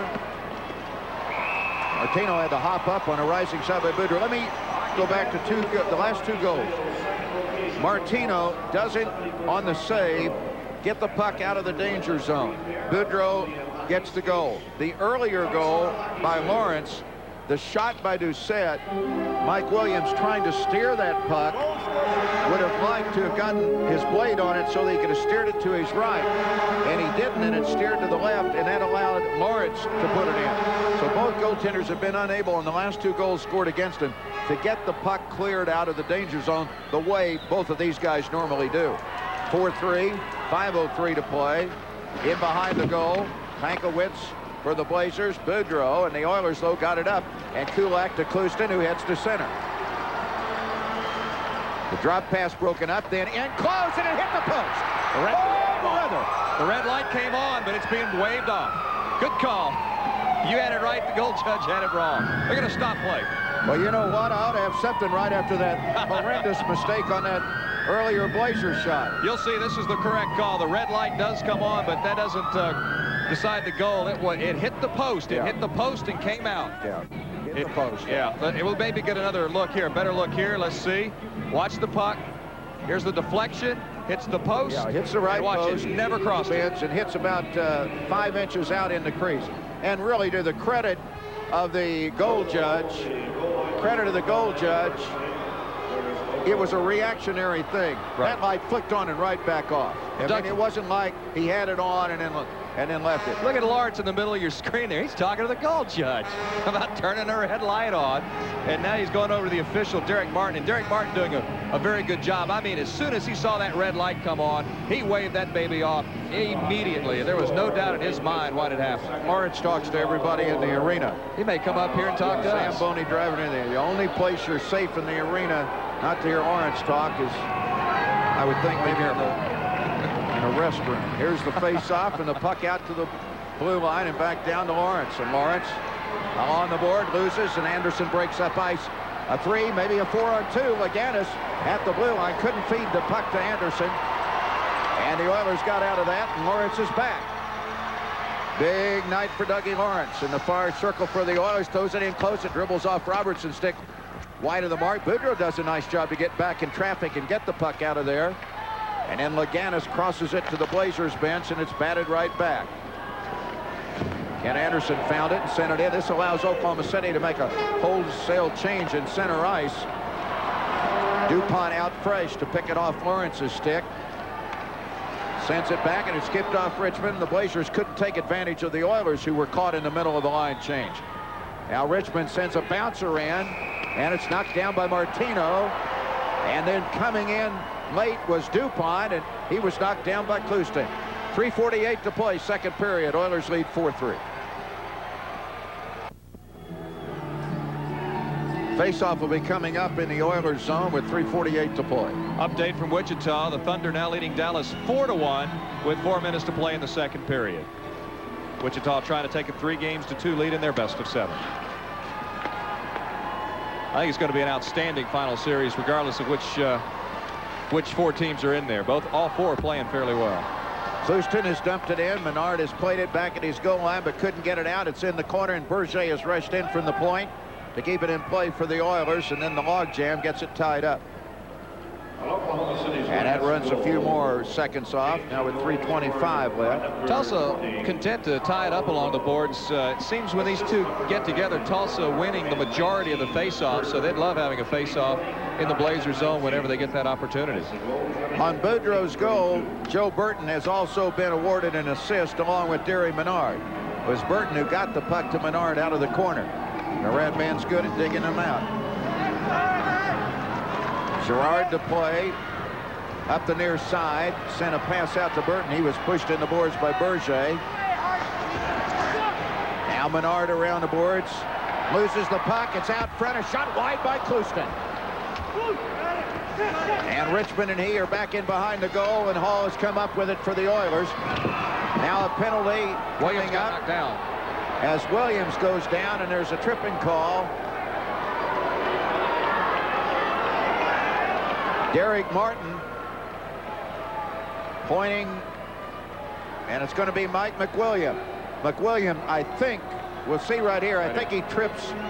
Oh, yeah. Oh, that was an accident, wasn't it? Oh, yeah. He just had to stretch about 3 feet there to pull the legs out.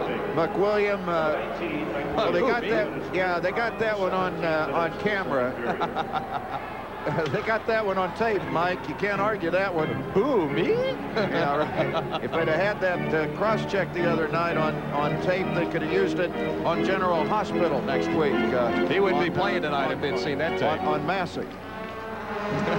So with 3 minutes to play here in the second, the Blazers, who have loved the second period in this series, looking for a power play goal that would get it tied back up. Sixth opportunity for the Blazers. 1 for 5 coming into this power play. Tulsa 2 of 6 tonight on the power play. So a goal here would even things up on the advantage situation. Here's Anderson to center. Anderson carrying it down. Very unlike Ken Anderson to take it all the way down. He's in the corner, trapped in there really where he normally is not. And Pankowitz gets it back behind the goal and then gets it back from Simone. Now Andy's back out on the point. He cranks up. Here's a shot, deflection, loose puck, and Pankowitz can't put it in. I think he finally got it in, but after the whistle. After the whistle. Simone out in front. Anderson letting it rip from the point. You don't think I was going to call another goal until I saw a red light, did you? Here's another look at it. Anderson letting it rip from the left side. Simone out in front. And right about here, the whistle blows, and then Pankowitz is just about there to put it into the net. And second up, boy, Anderson really winding up on that one. Of course, he had the one from the point. There it stopped right there. Well, actually came loose. Yeah, it did, but the point was Derek Martin had called it. Well, it was out of his sight. When it's out of the sight of the referee, that's when they blow the whistle, and he lost sight of it, and that's why he blew the whistle. There's another one on the back of the net. Pass back down. Williams wanted to keep it in play and does keep it in play for Guy Girard. Minute 15 left on the power play. Boudreau to center to Pankowitz. Spanky shot and a save, and Martino got the save, and he also, remember what we were talking about, he got the puck to go to the corner on the stop of Pankowitz's shot. Minute left on the power play and 2 minutes in the second period. And the Blazers trailing 4-3, but with the man advantage, and George DuPont's going to carry into Simone. Simone shot, and DuPont was on the doorstep, but couldn't get a swing at it as it came right off the stick of Martino. Gerard's now going to retreat everyone on a line change, and he's going to get set for one more good rush.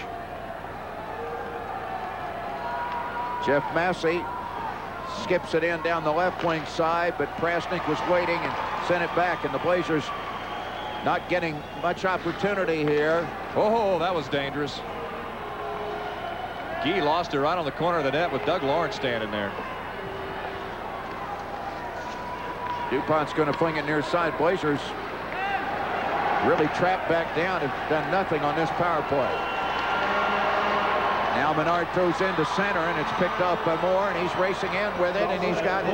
Pass broken up, and the Blazers turn it back. Both teams at full strength.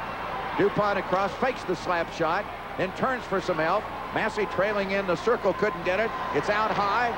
Gilligan tried to hold it, got it there, and then it's dumped up the boards, and the Oilers clear. And here's Mike McWilliam coming in with Massey in front. A save, a score, no shot, and the save by Williams. And Lawrence that time looks like he's going to put in the rebound, and Williams is able to get the chest in front of it. Nice save by Mike Williams, as I thought Lawrence was going to score right there. I did too. Watch out, comes back. Look at now Lawrence. Watch him lift it up. Wow, that's a big-time save there. One of the league's top scorers. You'll see it again.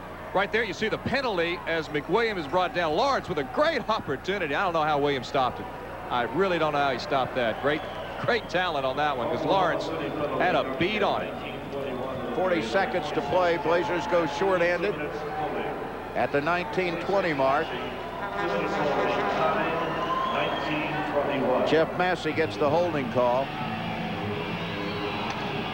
So Mike McWilliam, known more as an enforcer, got a little bit of a step on Massey that time, and it led to the 2-minute call. And off the face-off, the shot bounces off of Mike Williams, and Girard sent it to the opposite end. Willie was driven back into the goaltender's crease on that shot right off the face-off. 28 seconds left in the second period. The Blazers now just trying to get to the dressing room, down by a goal. The set works it ahead to Lawrence. Lawrence now down to Robertson, and his pass caroms in, and Willie covers it up. Big thing about this power play opportunity, obviously, if the Oilers don't score in the next 11 seconds, they're going to have a, 120 power play to start the third period. And I was thinking Boudreau's goal at the 14:32 mark, getting the Blazers back with 4-3, that would give them something to feel good about going into the locker room between periods. But now you're faced with coming out and immediately facing a man disadvantage, and kind of leads it back towards Tulsa. Hopefully they'll have a man advantage to start the third period. It means they don't score again. Big face-off. Oh, gee. Some of these signs. April Fool's joke, I guess.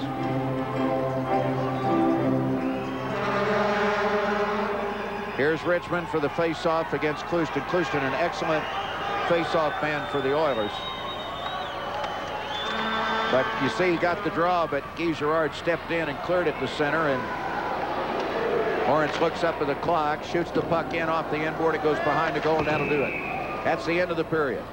At the end of 2, the Blazers now will come to the, or no, let's see, on the center clock, I'm looking at the penalty clock down, or the other scoreboard, and there's 2/10 of a second. And don't we remember what tenths of a second are like when Chris Lagana scored with 3/10 of a second to play in game number 4. They gave the Blazers a 4-1 lead in here on Wednesday, and nobody thought at the time that goal was very important. Sure turned out to be. Oh, and unlike basketball, you know, they say you can't score with 3/10 left. In hockey, you certainly can. Now it's over. Now it's officially over, and Lawrence and Richmond are there to paw at each other. And again, the goal by Boudreau, Tulsa was in total control at 4-2 and looking pretty good, and then Boudreau on the rebound, making it 4-3, and it's a big difference because you get some of that and you stop some of that Tulsa momentum. Gary Unger, I believe, is ready to talk about. All right, let's go downstairs and talk with Tulsa Oiler coach Gary Unger. You're standing by, Bill Tiggins. Yes, we have Gary Unger. Coach, it was a good period for you guys. Got an early goal. That had to help. Well, we're rolling tonight. We've got everybody going. We're taking a few too many penalties. We got to cut down on those. But our power play's working. Our penalty killing's working. So we're in good shape. I was going to say the power play, which was so great for you all year, finally coming back tonight. Well, we're finally getting some guys healthy that play on the power play. I had Robo out and Luc Beausoleil are real key guys on the power play, and they haven't been on the ice, or they haven't been healthy. So that helps. Coach, thanks for stopping by. Good luck. Okay, thanks. Our thanks to Gary Unger. Again, it's a good period for the Tulsa Oilers. They're on top 4-3 after 2. Let's go back upstairs. Bill, you know, Gary Unger made a good point there. He said he's finally getting some people back that are healthy. And Gary Unger has been, I guess, a doctor. He's been a seamstress. He's done a lot of patchworking, that's for sure. He has been a guy who has had to go and find people to play for his team, starting with Sylvain No, his top scorer last year, leaves for Italy early in the season. He loses his best defenseman, Bill Campbell, 20 games into the season to injury. Then late in the year, Sean White, who's played in the NHL and a big factor with his team, he defects to the American Hockey League. Then there's a late season trade to get some more offensive punch from their defensemen, but he gives up a lot defensively. He's done all this all year long, and really he's done a good job in keeping this team in contention. And earlier this evening, I had a chance to visit with him about those very topics. Well, it's really difficult when you have players of that caliber. I mean, I even had Las Vegas going after Craig Cox, and Craig decided to make to stay here. He had a contract and everything. So Sly No it hurt us early on in the season, but it was different than the Sean White deal because it gave me an opportunity and some time to get another player in of his caliber. The reason the Sean White deal hurt us so badly was it happened 2 days before the trading deadline, and I was just scrambling, and you're never going to replace a Sean White as far as his caliber is concerned, but at least I could have got a quality player in that might have been a little bit more of his expertise. Did it influence your decision to go for two excellent offensive defensemen in David Moore and Dave Doucette? Excellent, certainly, for this this caliber of hockey in this league on that late trade. Well, definitely, and you know, and that's really, it slowed us down a little bit too. These guys, sometimes you make a deal and they just kind of slide right in and fit in. Sometimes they don't, and we're still adjusting from that trade with them being both offensive defensemen. I think that really stems back from the Bill Campbell deal, because I really believe that Bill Campbell probably is the best defenseman in the league. So when we lose Bill Campbell, it puts an awful lot of extra strain. I didn't bring Chad Siebel in to be my best defenseman. I brought him in to be the 5th or 6th defenseman, and all of a sudden he was put in an awkward position where I needed him to play a lot better than he could. So I had to try and do something. Whether it was the right move or the wrong move, I don't know. But we're sitting here now and trying to keep the pieces of the puzzle together. A seamstress, a little patchwork work, whatever you want to call it. Man's been doing it with mirrors and everything else all season long.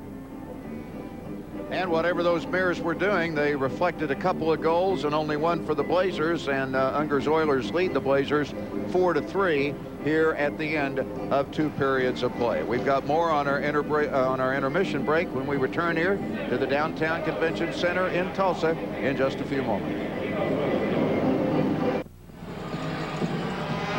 Both teams coming back out on the ice for the final period, or will it be? Because if it's deadlocked at the end of this one, of course, it would go to overtime. The only overtime game ever played between these teams came here in the 4th game of the series. There's nothing tougher than a shoe bottom. Well, Shoe, if you're seeing that one, you may not feel too tough right now, still weakened from what happened to you, but Blazers are hoping that they can make your spirits rise a little bit here in the final 20 minutes. My point a moment ago was, Eddie, that by McEwen's team winning that overtime game, it was the first overtime between these two teams in 2 years, regular season or playoffs. And this one certainly with a 1-goal difference right now, having the look of that at least being a possibility. So let's see what happens here in the final 20 minutes of play. Very important, as we've said repeatedly, that the Blazers kill off this minute 20 at the start of the period. And so far in this series, the Blazers have struggled offensively in the 3rd period. 1 goal only in the final period. Tulsa really hadn't done all that much. 4 goals in the 3rd period, 3 of those in the very last game. So in the comeback, yeah, so it's been pretty defensive in the 3rd period. No one want to make a key mistake and give up the goal, but I think the Blazers need to come out and pop one in there as quickly as they can to try to keep this Tulsa crowd from starting to feel it, because they know what's at stake. They've got the cowbells out. They're going to make as much noise in this period as they can. James Richmond out with Chris Leganis to kill the penalty, along with Anderson and Gerard. And the Oilers, Chris Robertson controlled the draw. And then immediately, Derek Martin, the referee, whistled the play to a stop. High-sticking the puck. Yeah. Puck was in the air and was high-sticked above shoulder level by one of the Oilers. So that means it'll be faced in their end. Mike Williams at the other end in goal for the Blazers. Obviously hoping for a better opening 60 seconds than in the 2nd period. And the puck over the glass and out of play right after the face-off. So the draw this time will come not within the left wing circle, but just on the outer edge, with 7 seconds having ticked off the 3rd period clock. Blazers shorthanded for another minute 10 as Ken Anderson on a carryover penalty for holding from the 2nd. Doucette comes to center for the Oilers. And left it for Beausoleil. Berger, a shot glove save, and there was a screen on Williams. Robertson was there, and that's the save that Willie wanted to get here in the early moments. Almost at the same exact time of the 1st period, 32 seconds. This one at 34 seconds, and this time he makes the glove save. Identical almost to the 2nd period when he let one get by that he should have stopped at 32. Here's Robertson and Richmond again to Willie's right. Girard stepped in there, but everybody was to the opposite side, so the Oilers get a chance to play it on the near side, and Lawrence wants to drift out and send a pass to Doucette, and a deflection off of Williams. Lawrence with a rebound, can't get it in front, then loses. Girard up the boards, and Richmond poked into center. Robertson that time with an excellent opportunity. Nobody getting him out of the middle. He just was parked there. Yep, and he got the deflection, but Willie got the quick recovery with his left leg. Now Laganis has swept it back in to Oiler ice. A minute deep.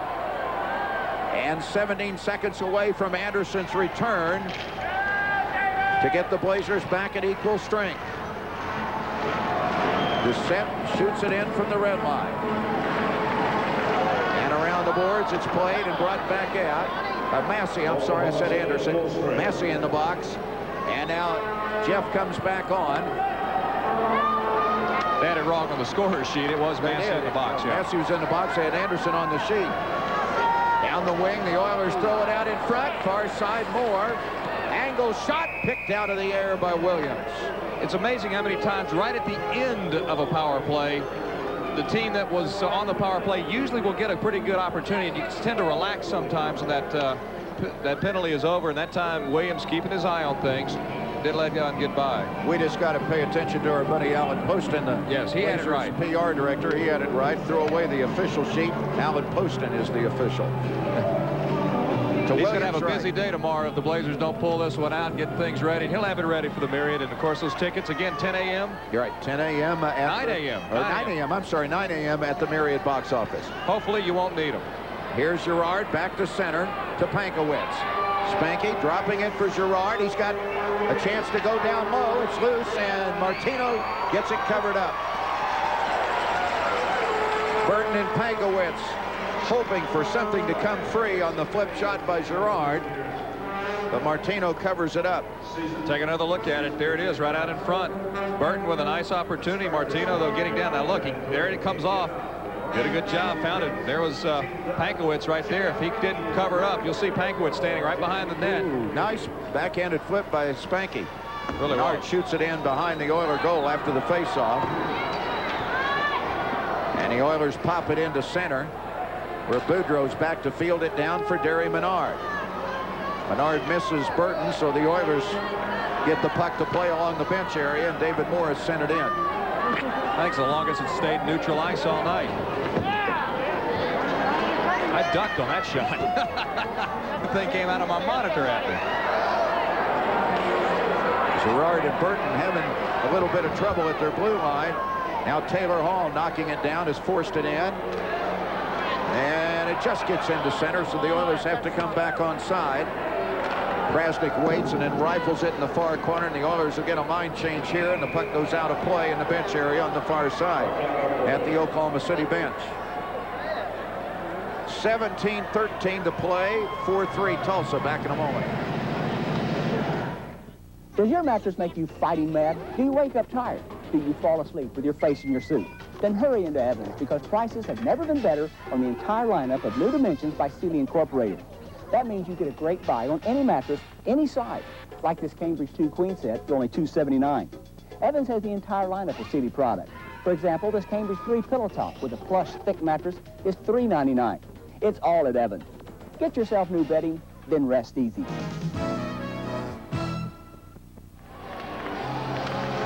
Faceoff will come in the Oklahoma City zone. Jeff Massey, which started the period on a carryover penalty for holding. Out there for the faceoff with Craig Cox. Cox draws it. Berger cranks up, shoots it, and it was gloved by Willie. That one might have gone wide, but he wasn't going to take any chances. Berger gave him a double clutch off that faceoff. Faked the slap, pulled it back, and then let it fly as he skated along the blue line. And that ran just 8 seconds off of the clock. Williams getting a drink there. Best shot during that commercial. Trainer Mike Krasner with a perfect lob of the water bottle right onto the stick of Williams. It slid and stopped right at the stick. Beautiful shot. He doesn't just heal him, he waters him down, too, with a perfect shot. Berger can't keep this one in, and Simone back to apply pressure. And the Oilers get it out of their zone, only to see it played to Simone, and then he misses on a pass, and on the interception, here's Boyd Sutton. Into Beausoleil. Beausoleil giving it ahead to Sutton, the Blazer captain last year. Tied in the corner. Oh, nice shot by our cameraman as Massey gets it around the boards to the far side. Doucette's pass or shot bounces off of Anderson, and he wants to try the near side of the arena, and he got it to Jimmy Solly, who had the Blazers' first goal, and Solly through center. Checked by Cox along the glass. And then the puck popped back in the neutral zone, and Beausoleil has delivered it in. Knocked down by Menard. Nearly 4 minutes played in the final period as Solly, after the puck, forces it across, and back out comes Moore for the Oilers. A drop pass to Cox and one for Lawrence, and the save by Williams. On the doorstep was Moore, and then the Blazers got it cleared, and George DuPont shovels ahead. Burton shoots it off the glass. DuPont hustles to the near corner, sends it up to Girard. His shot into the glove of Martino. Boy, Doug Lawrence was on the ice for 11 seconds, and a good shot ripped right at Williams, and then the Blazers come back and rip one at Martino. Girard, that was a nice wrist shot by Guy Girard. He really got a lot of snap on that one. Guy coming in has taken 17 shots. We talk about he's the defenseman of the year and primarily for that defense, but I tell you what, he's got some great offensive numbers as well, and he loves to take that shot from the point and see what happens. Well, and on the power play, he does a good job of getting the puck on the net. Menard rattles one off of Martino, and Burton was tied up in front by Doucette. Never had a chance for the rebound. It was there a split second. 4.5 minutes deep in the final period. Blazers down by one, and Burton forces a turnover, and Richmond and DuPont back in. But it skips over the stick of George. And the Blazers will have to track that puck back down, and then they get it up to DuPont. Drop pass, Burton again. In the circle, a shot knocked down, and it just goes past the stick, then back again. Burton with a shot. And it's back to Joe for a third time. Maybe he can get a trifecta and kick it in right here. Al Lawrence takes it loose. And then DuPont and Gilligan get it from Robertson, but in comes Mike McWilliam to get it for the Oilers. Anderson steps in and broke it up behind the goal, but can't clear it out. Krasnick sends it back. It's out in front, way up the slot. Kulak's deflected shot to the near board. And the Oilers getting some pressure. McWilliam gets it out high. Kulak dribbles it in. It kicks in the circle, and the Blazers can't get the puck out. And this is when they get in trouble. And a pass into the slot. Richmond finally finds it and circles it out of there. And you could really see the danger meter. I tell you, it was going up.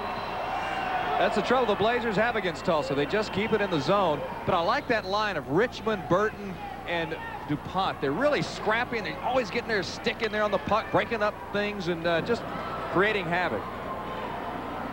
Girard back to play in center with 6 minutes played. Ahead to Boudreau. Boudreau and Pankowitz. Here's a break in front, pass broken up. Boud gets it back and can't get a shot off. Pankowitz and Leganis were in, but Boudreau's pass was broken up, and the Oilers have cleared to the opposite end. Good defense by Tulsa right there. It was Dave Doucette who they picked up in that trade. It was a 3-on-1 opportunity, and that's all Doucette could do was go down, give up the body, because that was going to be a center pass, 2 on the goalie. And Doucette really might have saved a goal there for Tulsa. Oh, he did a great job. That's been the Blazers, well, without a doubt, their most legitimate chance in this period, but one of their better chances in this entire game. Doucette known more for his offense, and he really doesn't like to give the body up that much, but on that time he went down to the ice. He realized that 3-on, that's what happens with this short rink, John. It's you get those 3-on-1, 2-on-1 type opportunities, and Tulsa's made a living at it. 4-3 Oilers, 13:41 left in the third period. Girard shoots the puck around the boards. It's stopped by Tony Martino behind the Oiler goal. And given back to Berger, and right back around to Doucette. And now cross ice it comes to Beausoleil, and he's the center. Here's Berger with a blast in off the stick of Williams.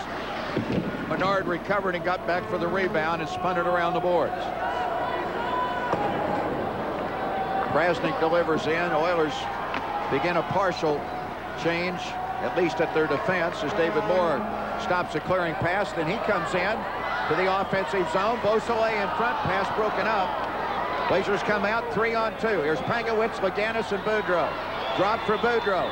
Boudreau's shot blocked again. And down on the ice this time for the Oilers, as there's some shoving in front. Jody Prasnik. Was Jody Prasnik. We're back in a moment. Oilers lead 4-3. A chance of a lifetime to own a new truck for a lot less than you ever thought possible. Right here at Jim Glover Dodge Nissan. Great new trucks like the 94 Dodge Dakota Sport. All this equipment just $11,772, or with only 10% down, just $197 a month. And the good-looking new Nissan truck, priced to sell at an incredible $116 a month. It's the end of the month, and Jim says do whatever it takes, move them out. This is your chance right now at Jim Glover Dodge Nissan.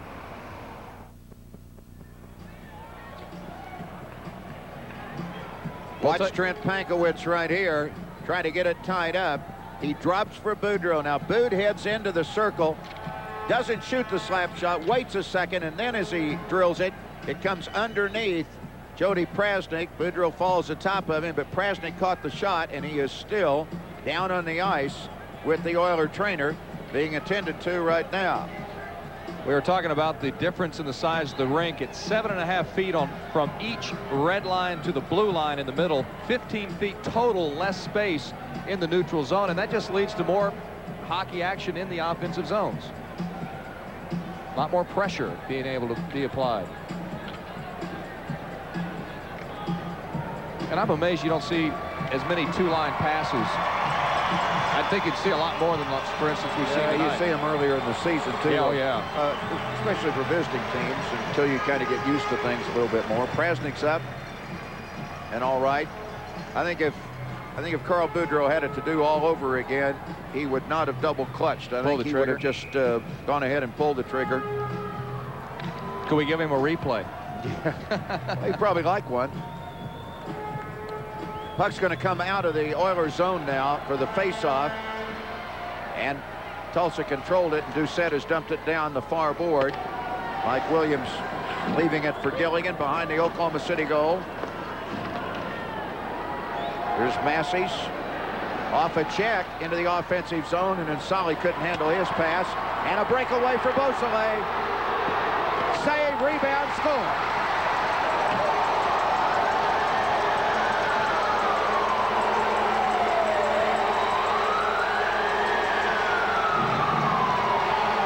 Beausoleil had 64 goals in the regular season to lead the Oilers.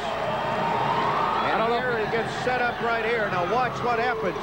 Well, Anderson fell down, and that's created the opportunity.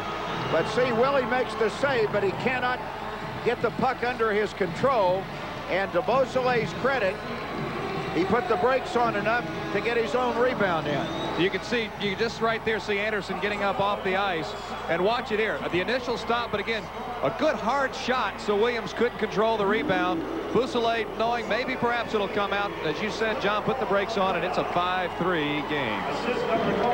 For Beausoleil, his third goal of this playoff series. And Beausoleil trying to give another one to Sutton, and then Sutton's backhander, loose puck, down on the ice, a scramble.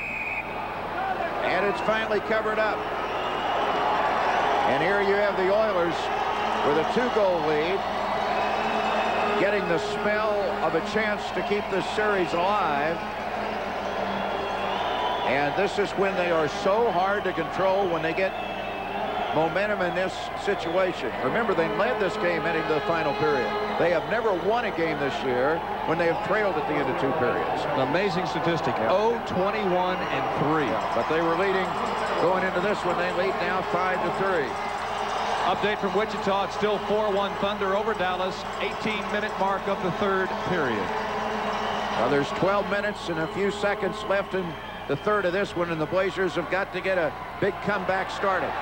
Dupont has trouble in front of his net, and Girard had to clear it into center. Now it's sent back in, and an offsides on the Oilers. We're back in a moment. Oilers lead at 5-3. Great season because of you. If you've been sleeping on an old or worn-out mattress, come to Mathis Brothers and see our selection of perfect sleeper models by Serta. Sure, all perfect sleeper models feature orthopedic design and tempered steel coils, but the main thing they offer is comfort, allowing you to get the good night's sleep you deserve, starting at only $2.99 in queen size. This perfect sleeper model is only $4.49. It has convoluted foam and a super spring story and the comfort you've been looking for. See the state's best selection of bedding with one easy stop at Oklahoma's #1 furniture store, Mathis Brothers.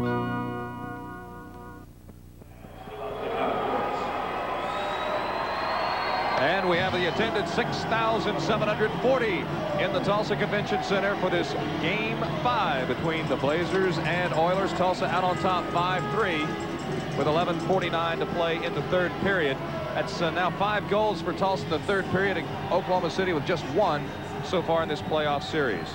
So far, no penalties in this third period.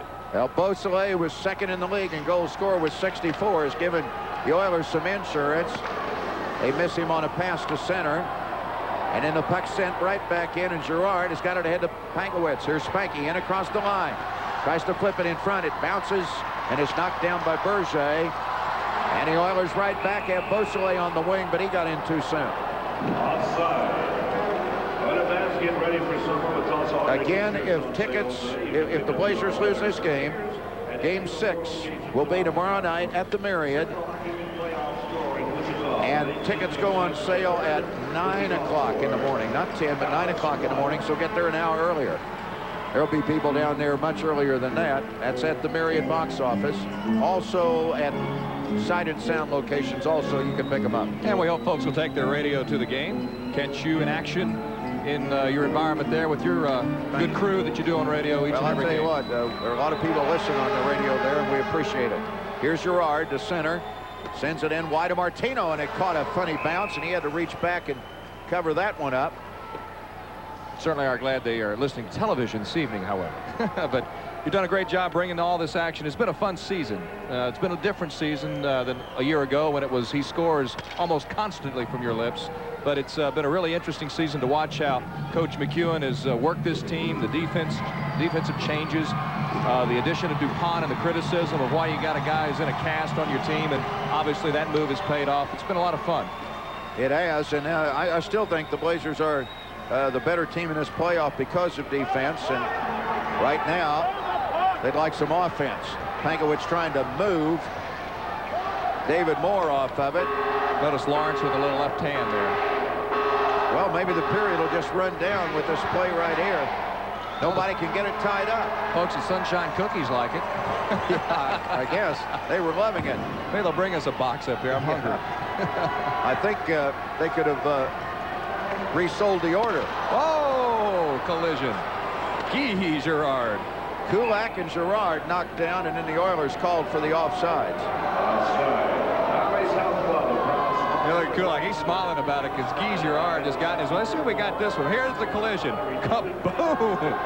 Kulak tried to deliver, and he received. Let's take another look at this one, John. Kaboom! That is a collision. I don't think Guy got off stride either. Almost halfway home in the final period, and the Blazers need 2 goals to get this one even. Martino doing some housework behind the net, has gotten it out to center. Here's Mike McWilliam to send it in. Massey getting it around the boards to Simone. Got loose from him, but Anderson's there, and a nice pass to Solly. And the Blazers come out 3-on-2. Here's Massey across the line in the slot for a shot. Save, Martino. You can watch Martino's eyes that entire 3-on-2. He knew exactly where every one of those Blazer players was. Never took his eye off the biscuit and really had it zeroed in. Watch this, 3-on-2. You see the black shirts coming in. Martino has got his eye on the puck all the way. Very much aware of where his defensemen are, and they split, gave him a clear look at the puck, and he caught it. One more time. And Martino, I believe, will once again make this save. As Massey let the shot go, but it's a clear shot. Martino made it easy. Oh, it hit the post. Shot by Anderson. And that puck got through and drew the iron on the right side. In fact, out at the blue line, out of the camera range was Anderson. Look at Andy. He looks up. He thought he had another big goal after his game winner here 2 nights ago. When you only score 3 or 4 goals a season, though, that's what you do. You hit the pipe a lot. Here's Burton in behind the net. Got it in front and knocked down. In front was DuPont trying to poke it in. Now DuPont and Martino with some words. And the stick came up a little high there. Here's another look at this one now. There's Burton behind the net, gets it out in front. Didn't get a good clear. DuPont was being ridden off by Clouston, so he never really had his balance to get that shot off. Blazers heading to the final period, including the playoffs, when trailing after 2 periods. 7 wins, 20 losses, and a tie. They were 7-19-1 in the regular season. But again, you compare that with the Oilers, who never won a game when trailing after 2. Blazers did manage some comebacks. They need one here, and Anderson off the face-off sends a pass in behind the goal, and it's to the near board for Taylor Hall, and he's delivered it to the opposite end. Williams has to wander out of the net. Wander too far, you'll be in the neutral zone. Yeah, then Mike McWilliam has dumped it back in. We're down to 9 minutes and 33 seconds left. Oilers trying to stay alive in the series. And the Blazers, if they do not win this one, of course, will come home tomorrow night, and hopefully to a big crowd at the Marriott for a chance to move into the finals if they can win. Best crowd in all of minor league hockey, over 10,500 a game, and that includes some games at the Fairground Arena when you could only put 9,000 plus in there. David Moore dumped that puck in, and Mike Williams got it covered up. I think Willie was a little disappointed with himself. That'll be a lot of family in the Oklahoma City area for the Easter weekend. Good Friday today, Easter Sunday on Sunday, Saturday. Great time to go catch some hockey if it's needed. And it'd be a great chance to introduce the family, tell them and show them what you've been telling them about all season. One thing for sure, the Blazers do not want to, if they lose tonight, they do not want to have to come back here on Tuesday night for the 7th and final game. I think you'll see another intense game, even more than this, because again, Tulsa faces elimination, but you're right, Oklahoma City does not want to come back to this arena. Boudreau is right until next season. Boudreau cleared it, Prasnik sent it in. Oilers now will be much more cautious with the puck. But they can play a lot different, though. They can at least gamble a little bit down forechecking in the offensive zone with a 2-goal lead, which they might not do with the 1-goal lead. They get called offsides again with 8:54 to play. Recap of the scoring in this one tonight. Jim Solly started it for the Blazers. 1:11 into the period on a breakaway goal on Tony Martino. Solly's second breakaway score in as many games against Martino. But then Chris Robertson, a power play goal. Doug Lawrence, a shorthanded score, gave Tulsa the lead just past the midway mark of the first. Then Carl Boudreau shortly after got a power play goal, and it was tied 2-2 at the end of 1. Taylor Hall rippled home a 59-footer 32 seconds into the second. Doug Lawrence, a power play goal near the midway mark.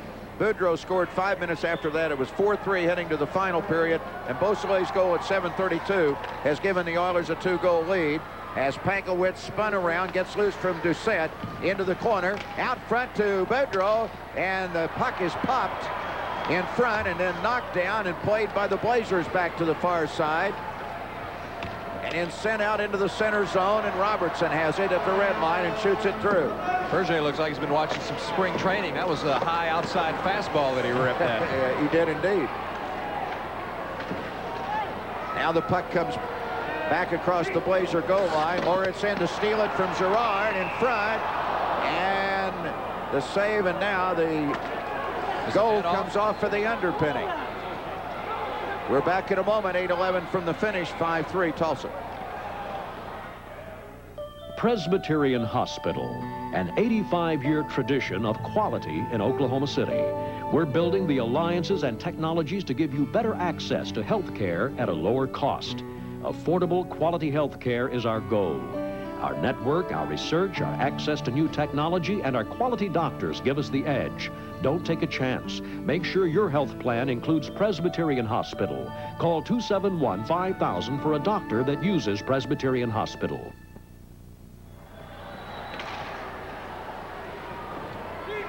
Blazers get the puck out of their zone as we return. And the Oilers have sent it right back in, and they're going to fire it in as often as they can. They're not going to be real aesthetic about this the rest of the way. Now Massey gets a break. Here's a 3-on-2.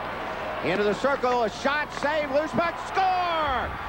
Ken Anderson trailing the play. Brings the Blazers back within 1. Martino could not get it covered up.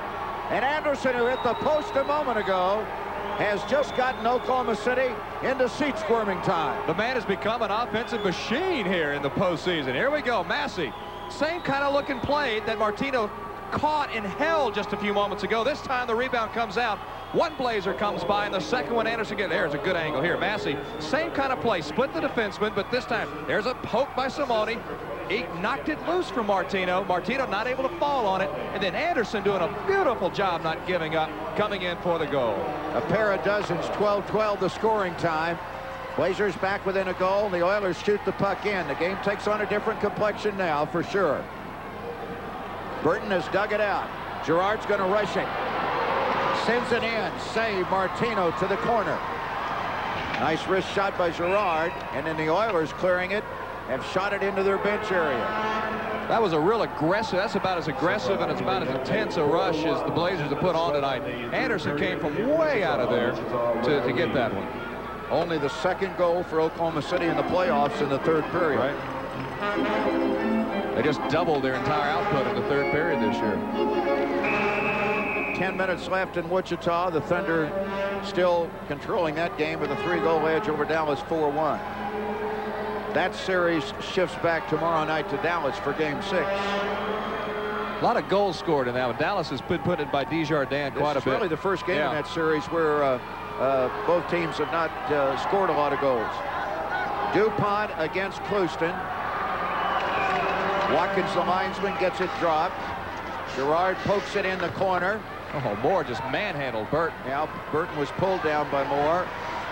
Now on the far board, it's tied up again and out of the side of referee Derek Martin. Not our side, but Martin's side. Sounds good, sounds good. Everything got a little flat from the crowd. They had that 2-goal, but if there's ever a place that a 2-goal lead is not safe, it's in this building. And I think kind of everything got a little flat there. The Blazers made a rush, and now the crowd, not those folks, but I can hear some, not those people we just showed you, but crowd's starting to get into it a little bit more now. Taylor Hall bringing it back, dumps it in. Mike McWilliam got caught off sides for the Oilers. And that's the case. You talk about a great crowd reaction when you shoot 5 people just sitting there like they're watching a Sunday afternoon cartoon. Again, the attendance tonight, a little disappointing from the Oiler franchise standpoint. They did not have a sellout. They had, I think, 15 sellouts here during the regular season. Did not have a sellout in the playoffs. It was close, and close again tonight. Less than 300, or I guess just over 300 from a sellout tonight. 67-40. Clouston draws the puck back through the center zone from DuPont, and David Morris sent it out, and Clouston misses McWilliam, and it goes to the far corner. Now McWilliam sending it to the near side. But Richmond got a beat on it, sent it ahead, and DuPont's racing in with Burton, and in front, Burton knocks it down and carries it wide of the net. Never had a chance to get possession for a shot. And the Oilers take the pressure off, and they, on that dump out, have made a line change. Blazers trying to catch him with Richmond. Is shot up high into the glove of Martino. Good idea, because the Blazers caught him on a line change, but they were quickly getting over to cut it off, and why not let it rip? But again, one right in the eyes of Martino. No problem with it. You can see not an Oiler in the picture except for Martino because they were on that line change, but right at the eyes, they're going to stop that one, the good ones. George DuPont and Mike Berger had more than words. They had some shoving. No harm, no foul? Well, Berger, after George did a little shove on him, Berger took a pretty nice little jab on DuPont, but I think Derek Martin, the referee, was still on the opposite side and blocked a little bit, and nothing came out of it penalty-wise. And at this stage of the game, with it 5-4, you can rest assured that Martin will be very selective and any penalties he calls the rest of the way.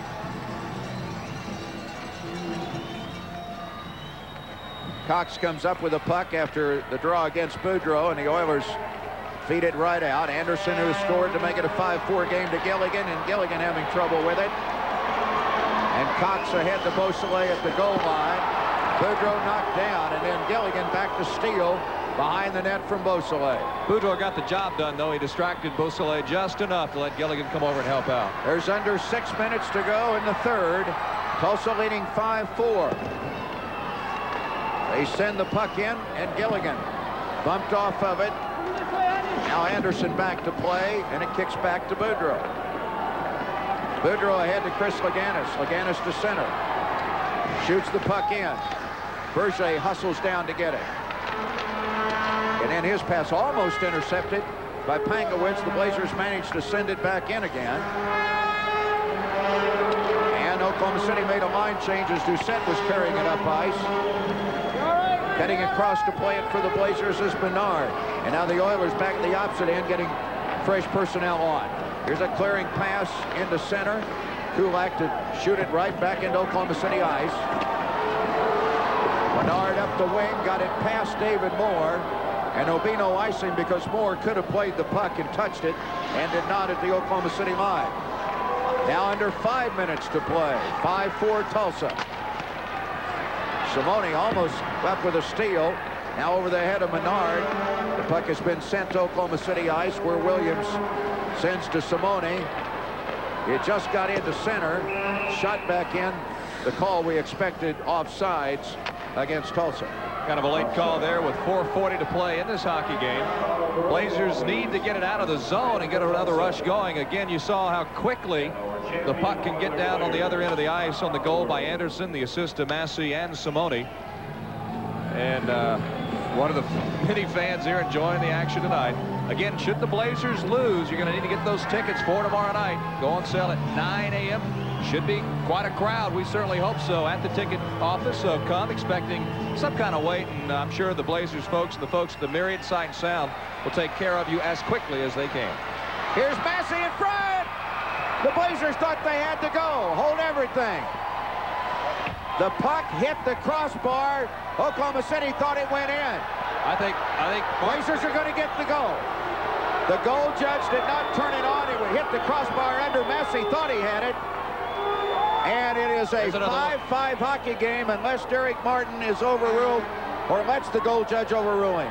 I don't think it went in. I'm not sure it went in. Let's take another look here, another angle. It definitely hit the crossbar. There's the crossbar. See where it comes down. It hits Martino in the back. It did not go in, it looked like to me. Does not look like a goal to me.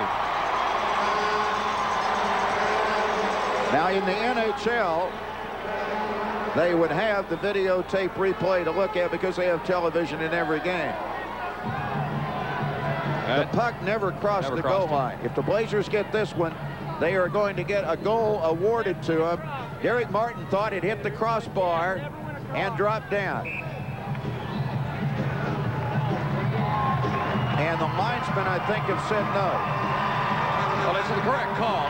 Blazers definitely want the goal, but that's the correct call. It was not a goal. Great shot, but just unfortunate for the Blazers that it well, at least, like Eddie, at least I didn't call it a goal. You were waiting. You were waiting. I'm now 500 for the night. Let's take another look. Here it is. Real slow now. You'll see the puck hit the crossbar. The entire puck must cross the goal line. You see it come out, and it hits the ice in the crease. And it has now officially been ruled no goal. And it is the correct call. That's a beautiful job by the folks on the cameras. They got that nailed from a couple of angles, and it's clearly no goal. Just load it up, try again. So the Blazers thought for a moment they had it tied. See, I did not call it, friends, until Martin signaled that he thought it was a goal. Martin did overrule. He called it a goal. He was pointing in the net. Yeah. And then he was overruled after checking with the goal judge and the linesman. Burton spun around, got a shot off the faceoff. Back to center comes Prasnik and fires it in deep. Girard down to get it. Long pass up the left wing. Oh, good idea, but Moore held up one of the Blazers. DuPont. Now DuPont getting it back. Throws it across the goal mouth to Girard. His shot in close, picked up. Burton scores! Burton in front from Richmond with 4:03 to play. Gee, buddy, Christmas. Burton in front has tied this one up. I finally got one. I've been wanting to work with you for years, and I was saying, when am I going to get a Jiminy Christmas? And I just got one. Here it is again. Girard getting it started. There's the shot. Beautiful job behind the net of Richmond. He gets it out in front. Burton goes high to the glove side, and he scores. The Rat Man, they call him, because he's tough with the cheese around the net, that being the puck. And he just popped it home right there. It's 5-5, and now the Blazers are a goal away. If they get the next one in the next 4 minutes, a goal away, and the Oilers want a timeout. Yeah, this has got to take the wind out of Tulsa. Oilers are going to take their timeout. We're back in a moment. 5-5. Hang on. Stretch run time in Tulsa. Hoffman Furniture, you like living with us. That's right. You'll like living with us. We're what you want to come home to. Quality furniture with style and comfort in mind. And dependable service that includes free expert delivery. At Hoffman's, we'll make you feel right at home, and you'll love all the things that we can do. The low prices, they're just a great big bonus. Hoffman Furniture, you like living with us.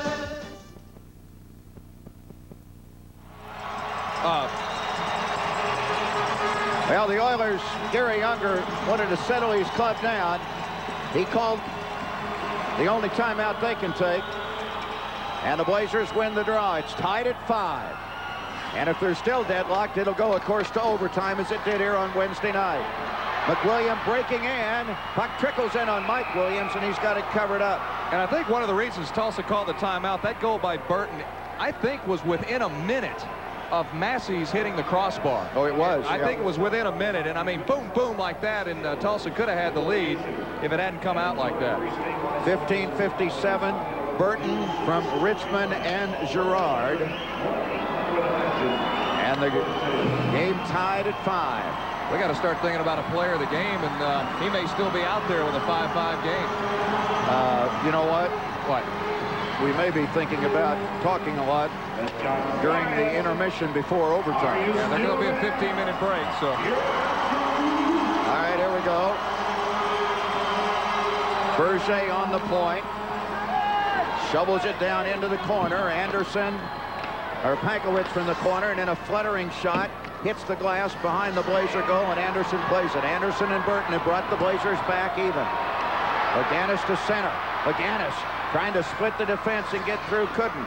Doucette at the goal line to play. Let me talk some deja vu to you in a minute, Eddie, on the next stoppage. Here's Doucette to center.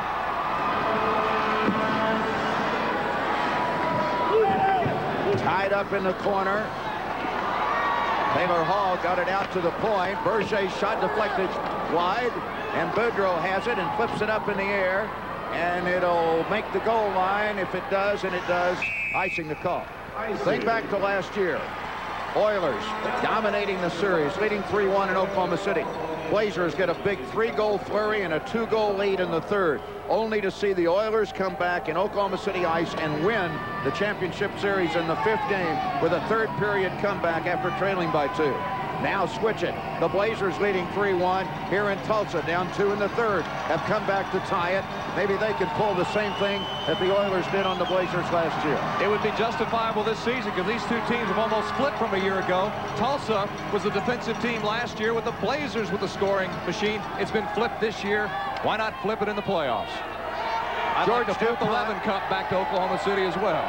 George DuPont was arguing on Williams, who tossed him out of the face-off circle. So now Richmond has to handle it against Craig Cox. The puck comes to Girard. He's got it back to Ritchie.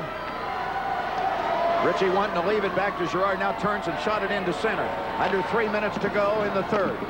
The puck sent in behind the goal. There to play it will be Menard. Menard with the puck. Clears it out the far board. And that's David Moore back to Prasnik. He'll skip it in. And And Burton's going to get it free and head back up with DuPont. Here's DuPont to the Oiler line to Joe Burton, cutting in, a pass in front, a shot, and off of Martino, and it's into the corner. And breaking up with it is Boyd Sutton for the Oilers. Blazers do have 3 back. Good idea. Just didn't connect. Clearing pass in front was broken up by Williams. Clock winding down to 2 minutes left in the 3rd period. Blazers having tied it at 5. Now Girard shooting it off Simone into center. Blazers making a line change, and Lawrence breaking in for a backhander and a drop down save, and Williams has it covered. Line change is so important, again, on this smaller rink, because you can get caught if you don't watch it. Wichita about to take a 3-2 lead in the other series, leads 4-1 with 2.5 minutes to play. So now the Oiler fans on their feet, with Tulsa getting a face-off in Oklahoma City ice. Blazers have not been winning many face-offs. This would be a nice time to reverse that trend. And they do. The kicks in front to Anderson. From right to left, here's Andy to center. Simone's going to get a beat in it at the goal line, but it's going to be an icing call. Did not get to it first. Simone thought he might have. Coach McEwen, time to go to the water bottle with 1:37 in a tie game. Well, there's a guy that played in a lot of Stanley Cup championship games that were of big-time importance, and he saw defense win those Stanley Cup championships many times, and he's hoping it'll do it for the Blazers. Right now, 5-5. He's taking some offense here in the 3rd to get him back. And Anderson, part of that offense, slaps it in from the blue line. And then Simone wraps it around the boards to the near side. But no black shirts are there, and Berger is carried back. Berger in behind the goal to throw it up the slot. Lawrence backhander sails off the glass. Gilligan got it back, and Lawrence has picked it up. There's a man in front for the Oilers. Lawrence bringing it out, throws it in front of Williams, and it's wide of the mark as the Oilers swarm here in the closing moments. 1 minute to go in the 3rd period. And Lawrence in the corner is checked in there and tied up by Anderson.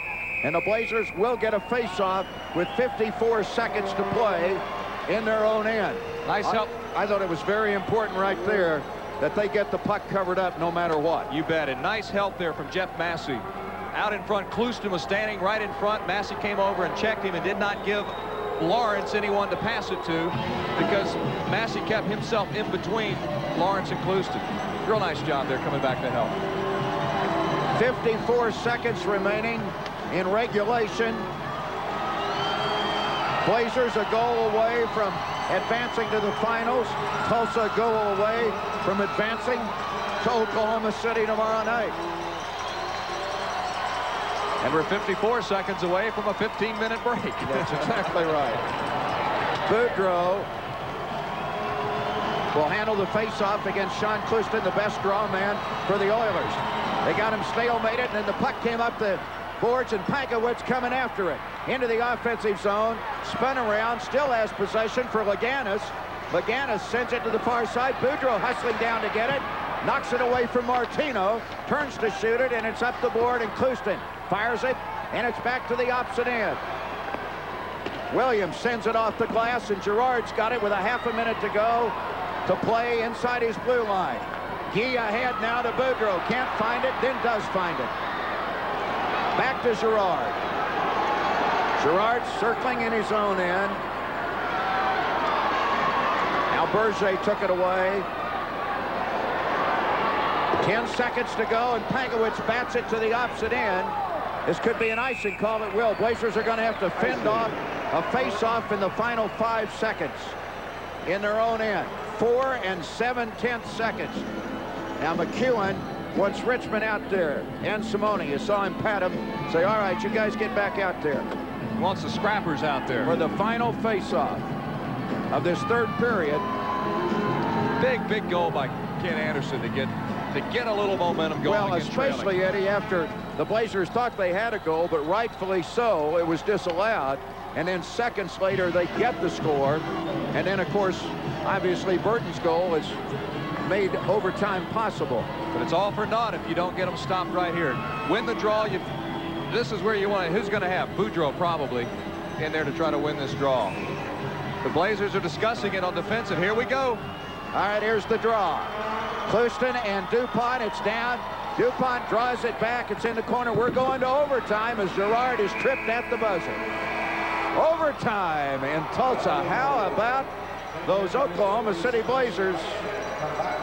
It looked like they were dead with under 5 minutes, or excuse me, with under 8 minutes to play. And Ken Anderson got a goal at 12-12 to make it 5-4.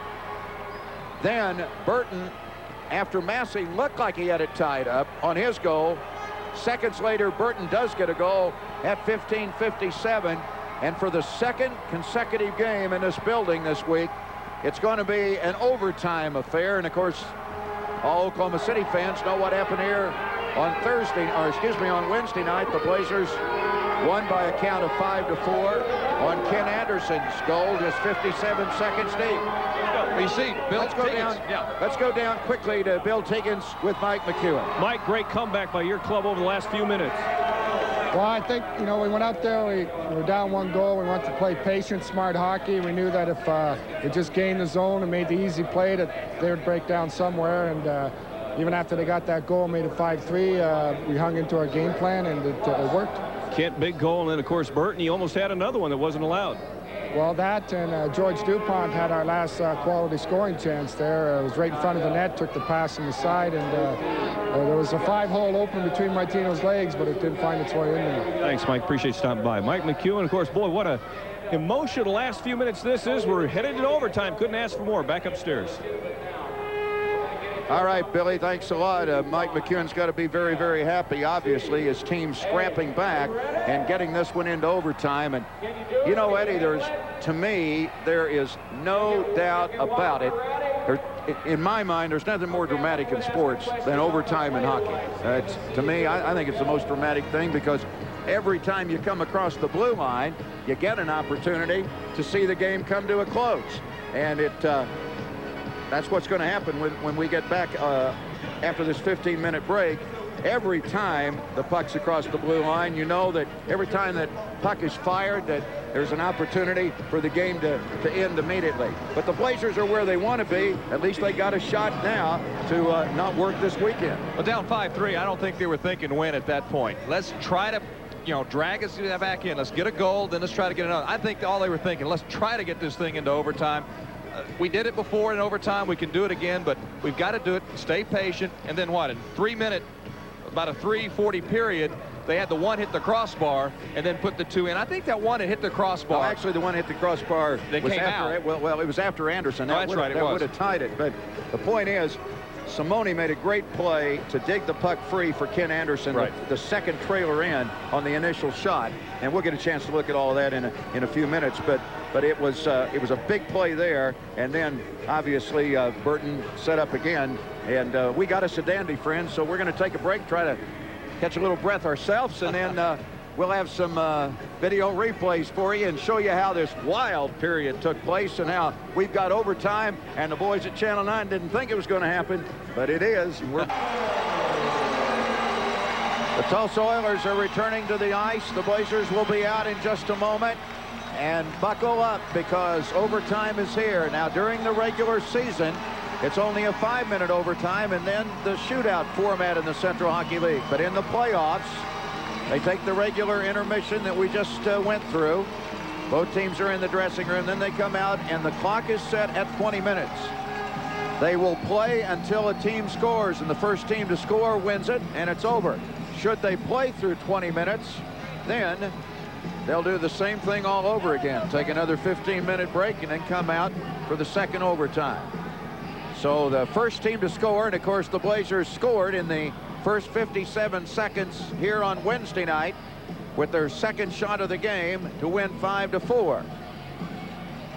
They were down 5-3, and they were down 4-3 at the start of the period, and here's how Tulsa got the lead at 5-3. Beausoleil in center ice, breaks free for a breakaway.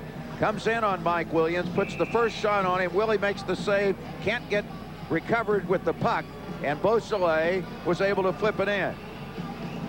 And for Beausoleil, who had 64 goals in the regular season, it was his third goal of the playoffs. Then the Blazers got back within one. That Beausoleil goal at 7:32. This score by Anderson. Simone digs the puck out. Anderson coming in as a second trailer, puts it in, and it was 5-4. And then Joe Burton ties it up at 15:57 after the Blazers thought they had tied it. Puck comes around the boards, out front, sent in, and watch Richmond. He just throws it out in front. Burton puts it in. Ritchie had his back turned to Burton, but he knew where he was, and Burton put it in to tie it, and that's where we are right now. And interesting, in that third period, not a single penalty was called. DuPont, Burton, and Richmond, who were out there to tie it, are out there to begin it for the Blazers. DuPont against Craig Cox. And the Blazers get the draw, and a pass through the center zone comes into Oiler ice, and is shot right back. Menard down to get it. It should be icing, and it is. So the Oilers ice the puck just 11 seconds deep into the overtime. If the Blazers win, they're off for the weekend, and they're into the Levens Cup Finals. If they lose, tickets are on sale at 10 o'clock, or 9 o'clock. I keep wanting to say 10. 9 o'clock in the morning at the Myriad box office and Sight and Sound. DuPont and Clouston. Clouston out there now for the draw. It's out to Girard. His shot goalward, save Martino. Blazers get the first shot of the overtime. Now in the corner. DuPont trying to play it. Puck up along the boards, and Craig Cox has it. Lost to Girard. Deflected shot, flutters into the glove. And Martino may get a penalty. He just hooked DuPont as he came across in front. Martin pointed at him. Let's see if he calls it. Here's a play again. Richmond is down on the ice. Here comes DuPont. Watch that. That's well after the whistle. And Martin is looking right at it, but I never saw him raise his arm. Well, I don't see him. Now he's coming towards the penalty box. Blazers are going to get a power play chance, I believe. Martin coming to the penalty box. Martino is going to get, I think, a hooking call and an ill-advised move, if that's it, against Tony Martino. Well after the whistle. 25 seconds into overtime, and that was a silly one. That play was over. There was no danger of giving up a goal there. Well, I'm still waiting. I haven't heard it yet. Well, yep, Cox is going into the box to serve it. Martino gets a 2-minute penalty. That's amazing. Final from Wichita, 4-1, so Wichita with a 3-2 lead. Back to Dallas tomorrow night. Slashing is the actual call by Martino, but he does it right in front of the official. I mean, Martin was looking right at that thing. All right, a break for the Blazers. Here's where you'd love to capitalize right now. Let's get this thing over with right now. Girard's shot deflected, fluttered in on Martino. All right, here's Boudreau. Blazers get a power play chance 25 seconds deep into the overtime. Number 1 line is out there. Boudreau on the draw out to Girard. His shot deflected behind the goal, goes to Simone. To Pankowitz behind the net to Boudreau. Boudreau out high to Menard, and it kicks off his skate into center. Here he feeds it back. It's intercepted, and Moore is pulled down from behind by Simone, but no call. And Menard behind his goal. Up ice to Boudreau. He loses it to Hall. And then it's intercepted back by Girard ahead. And the Blazers get a breakaway, do they? Nope. Now Girard breaks down the right side. A shot by Simone, blocked, kicked out, shot wide by Boudreau. Blazers had 3 guys for a breakaway, couldn't get it. Here's a shot wide of the Tulsa goal. And a puck up the far side, held inside the blue line. Pankowitz sends it back. Brother, the Blazers had a great chance, didn't they? My, 3 guys looking like they had a breakaway and couldn't get it in, and then they ended up getting a shot anyway. Menard shoots it in from center, and I think the Blazers will get called for icing this time. I think they just want to stop this thing. That was a lot of action in a space of about 20 seconds. I'd love to see that clearing pass to center, because the Blazers had 3 men at center ice, and the puck came out And it looked like it was a choice of Girard, Simone, and one other Blazer who was going to get a breakaway, and suddenly they all kind of collided with each other. I think they're all waiting for someone else to take it. And then by that time, Tulsa came over and recovered. All right, the Blazers win the draw in their zone. They have a minute left with a man advantage. Anderson behind his net to Gilligan. Here's Massey to clear. Massey into the offensive zone, in the slot. Goes a shot that never got through. And in the corner, it comes out. DuPont trying to work it out. Up to the blue line and into center to Gilligan. Gilligan was already going back on defense. Didn't think it was going to stay in. Almost 2 minutes gone in the period. Burton, who tied the game, into the offensive zone. Out front, fires a shot into the stands off the stick of Martino. Blazers put some good heat on in this power play. Right, it didn't start real good. They lost it out of the zone right off the bat, but they've been putting some pressure on Martino. They look like they want to end it right here. 26. Eddie, believe me. They want to end it right here. Everybody wants to end it right here at either end. Especially the news department back at TV9. News is coming up as soon as this one's over. 26 seconds left on the power play. DuPont against Clouston. Blazers have had some chances. DuPont, nice draw out to Girard. Goalward shot deflected across the front of Martino into the corner. Now DuPont getting it back behind the goal. Wants to throw it out in front. It's going to come up high to Menard. Cross ice, Girard. He's got time. In the circle. Massey's backhander off the side of the net. Covered up. As Martino had it outside the net. It was Martino's slash of DuPont that led to the Oilers going short-handed here in the opening moments of this overtime. Again, if the Blazers win, they move into the finals. If they lose, they come to Oklahoma City tomorrow night in Game 6, needing a win to get there. Menard sneaks in there to get the draw. Girard sends a shot. It's across Martino and out to Menard. Oilers back at full strength. And Taylor Hall to play the puck. Cross ices to Clouston. Clouston down the wing, out front. Beausoleil shot, caught at by Williams and knocked down. And Girard with a short pass. And it's dumped into center by Richmond and then shot back into Blazers' ice. Glad to see Williams get a shot at stopping something. That gets the adrenaline flowing. Now the Blazers have iced the puck as Prasnik is back to touch. After you... All right, we'll take a quick break and be back tight in overtime. Brahms Mix is all mixed up. Is it the cold, creamy goodness of Brahms vanilla frozen yogurt with bits of Butterfinger, hunks of Heath Bar, marvelous M&Ms, crunchy cookies, plenty of pecans, or fabulous fruit? Or is it Brahms chocolate frozen yogurt with all the same delicious favorites? Well, mix it up any way you like. Just be sure it's genuine Brahms Mix. Available in chocolate or vanilla. Only at your neighborhood Brahms ice cream and dairy store. Back with play at the Convention Center. Just as we return, the Oilers got a shot wide of Mike Williams. And then the Oilers called for batting the puck forward. They'll have the puck brought out of the Oklahoma City zone. There's Steve Simone, who helped get the rally started by digging the puck free from Martino and setting up Anderson for the Blazers' fourth goal. And then Burton got the fifth to force the overtime. We're 3:02 deep in overtime. On the draw, Cox to bring it in to Blazer Ice. Shot off of Ken Anderson. Anderson around the boards, far side. Lawrence stole it. He's got it out front. Prasnik shot, and it kicks over into the near circle to Simone. Ahead to Boudreau, and he can't catch up, and it's headed down ice where Prasnik wraps it around the board. And it comes back to Cox. Cox in across the line to Lawrence and on into the corner, where Pankowitz and Beausoleil get tied up. And Derek Martin's whistle you could hear. The NHL trainee who was brought in for tonight's game, and I think he's done a good job. Very good job, especially on the goal that wasn't a goal. It hit the crossbar. He called it, but he went over and conferred with everybody, did what was right, and the good thing happened. Blazers certainly would have loved it, but it wasn't a goal. He did the right thing. 16:25 left in the first overtime. This is DuPont and the Oilers' Chris Robertson. DuPont got that stick there on the ice, as you saw. Girard's gotten it around, and then Doucette picked it up, and a save, and a loose puck in front, batted to the corner. And Richmond has sent it out into the glove of Burton. Burton ahead to DuPont. Back to Joe Burton. He fires a shot. Drop down save, Martino.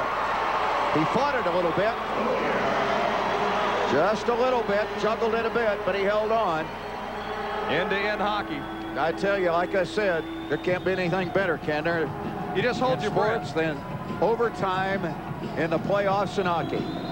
You just hold your breath at every shot. Well, and here with one team advancing if they win to the next round.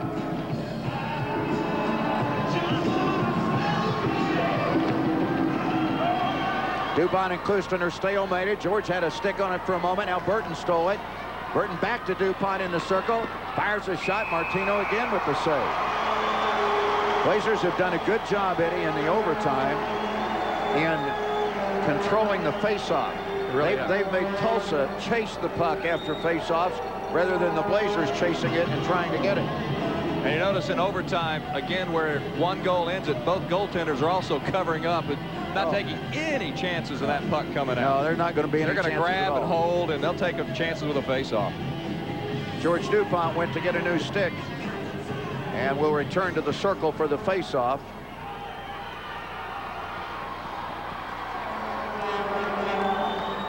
Everybody a little itchy there. Oh, real itchy. It's down. Burton had it. DuPont had it for a second. Now it's rattled into center by Doucette. Menard delivers it right back in. And behind the Oiler goal is veteran defenseman Mike Berger. He spent about a year and a half in the NHL.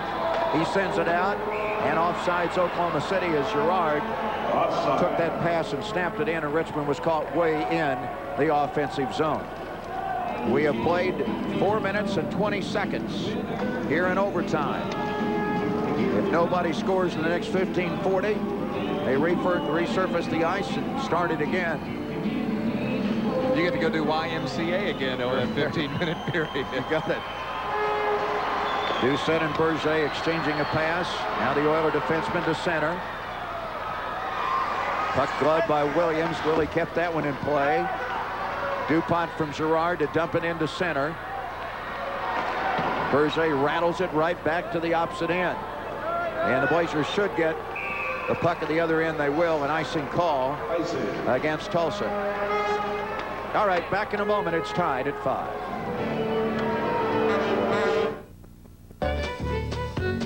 I sure am happy with my new Grand Prix. Anti-lock brakes, dual airbags. Really feel safe. Safe schmafe. Beats me why she only talks safety. I mean, this is a Pontiac. What a terrific buy. Only $239 a month with Pontiac's 3-year Smart Drive. Well, she does get free 24-hour roadside assistance and courtesy transportation. With this V6 engine, it's nice to know the power's there when I need it. Power? Now we're talking. At your local Pontiac Pack dealer.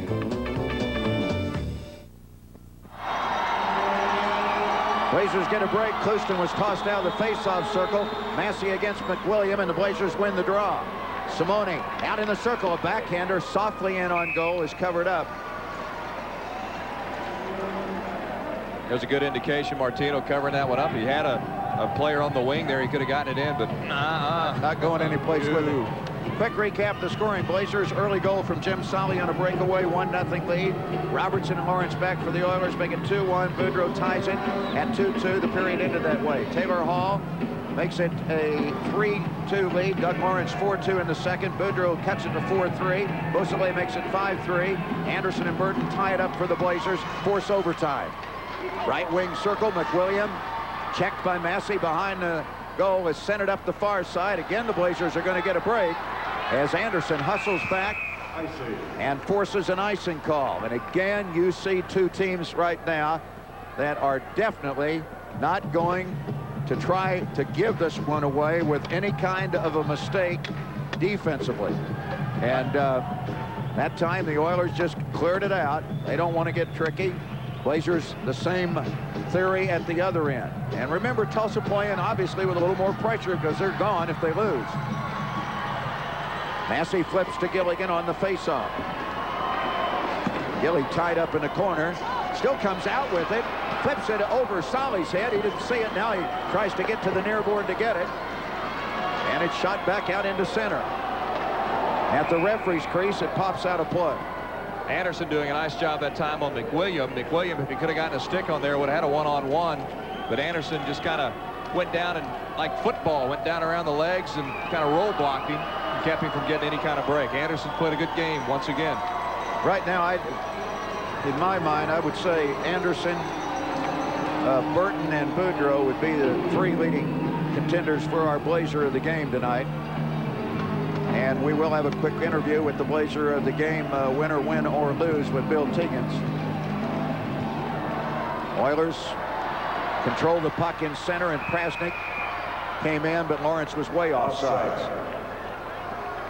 Now the Blazers, Eddie, through 5.5 minutes have obviously had the more quality chances. And, you know, when you get a lot of chances, obviously you're hoping something will happen and you can score on one of them, and you hope that you don't just balance the scales so badly in your favor that then back comes the Oilers and they even it up with a goal even though they get outshot.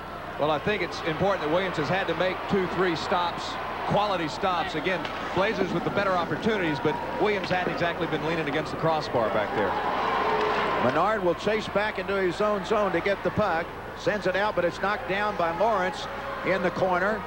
Then in the corner, Boudreau and Pankowitz, but Lawrence flips it out, and it's intercepted. Menard up to Laganis.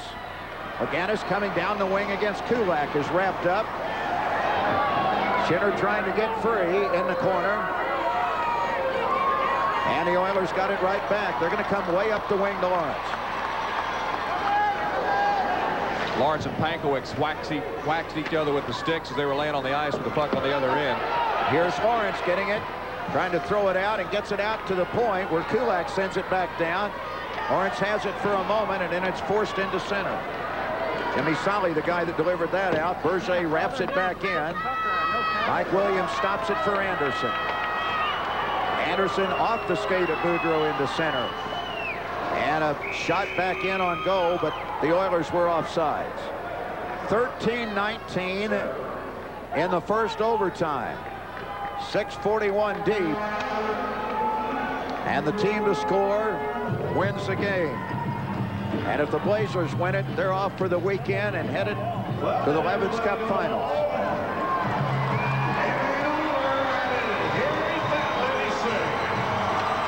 And Mel's boys got a nice cover shot right there of the arena as the Oilers send it off of Gilligan on a pass, and Burton plays from Richmond. A little soft shot in, flipped out by Martino into center. Gerard had just come out of the bench area, and he fires it back into Oiler eyes. He set down to get it with some pressure from Richmond. Bats it and catches an edge. No icing call. Thrown out front. Here's a shot by Moore, and it hit Menard. Menard gave up the body, but the Oilers keep it. Then it's stolen by Richmond. Batted ahead. Breakaway DuPont. DuPont in. Pulled down. We could have a penalty shot. Let's see if they get it.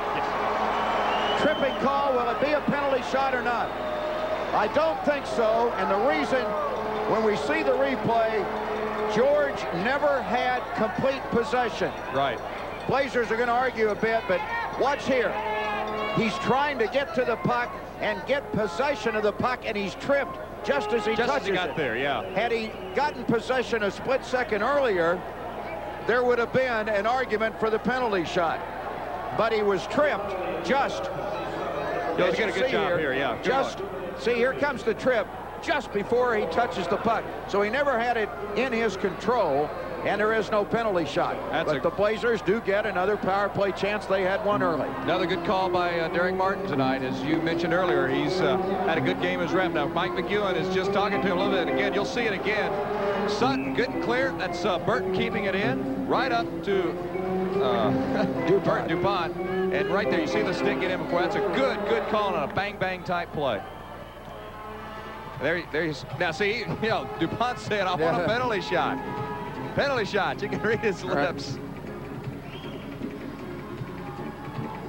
By the way, I think the one lineman we haven't even mentioned his name, Bob Williams, tonight, along with Robert Watkins on the line, Derek Martin, the referee. Make sure we get Bob Williams' name in there as well. Boudreau, Pankowitz, Simone out with Menard and Girard. Oilers have Taylor Hall, their assistant coach for Gary Unger. Captain Sean Cliston for the faceoff. Doucette and Berger in the draw to Girard.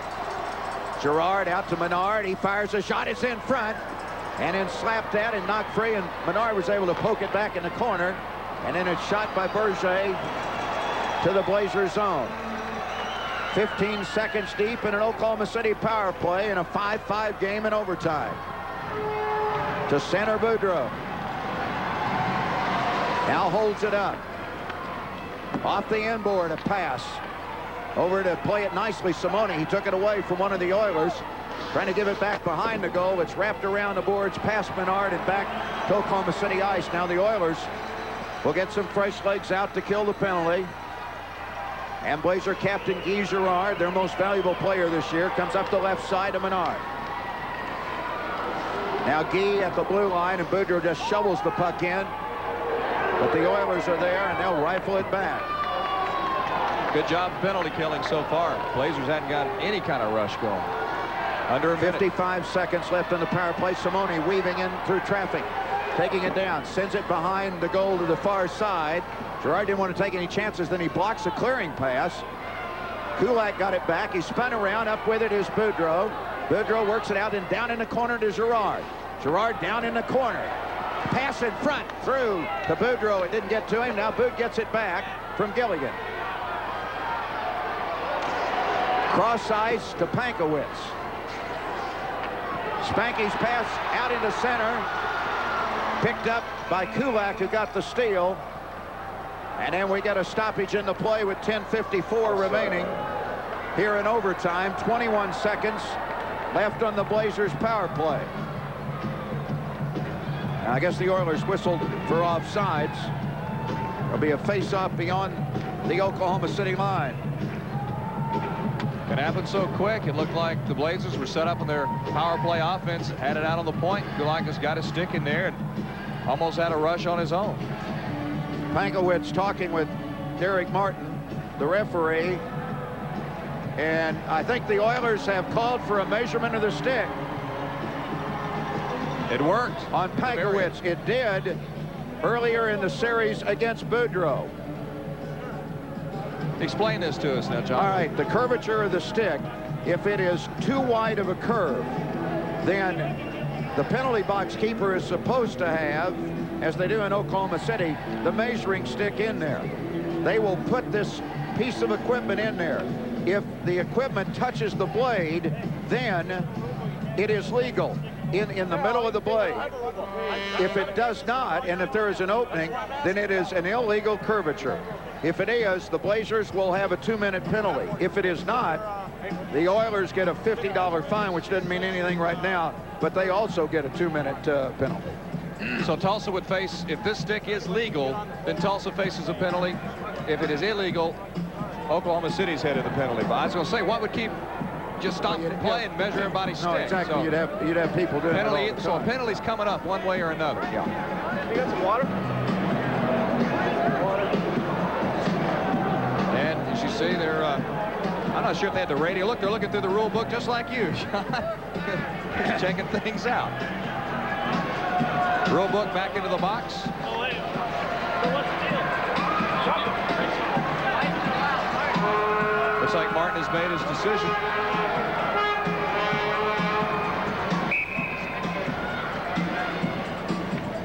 Pankowitz back to the box, or back to the bench.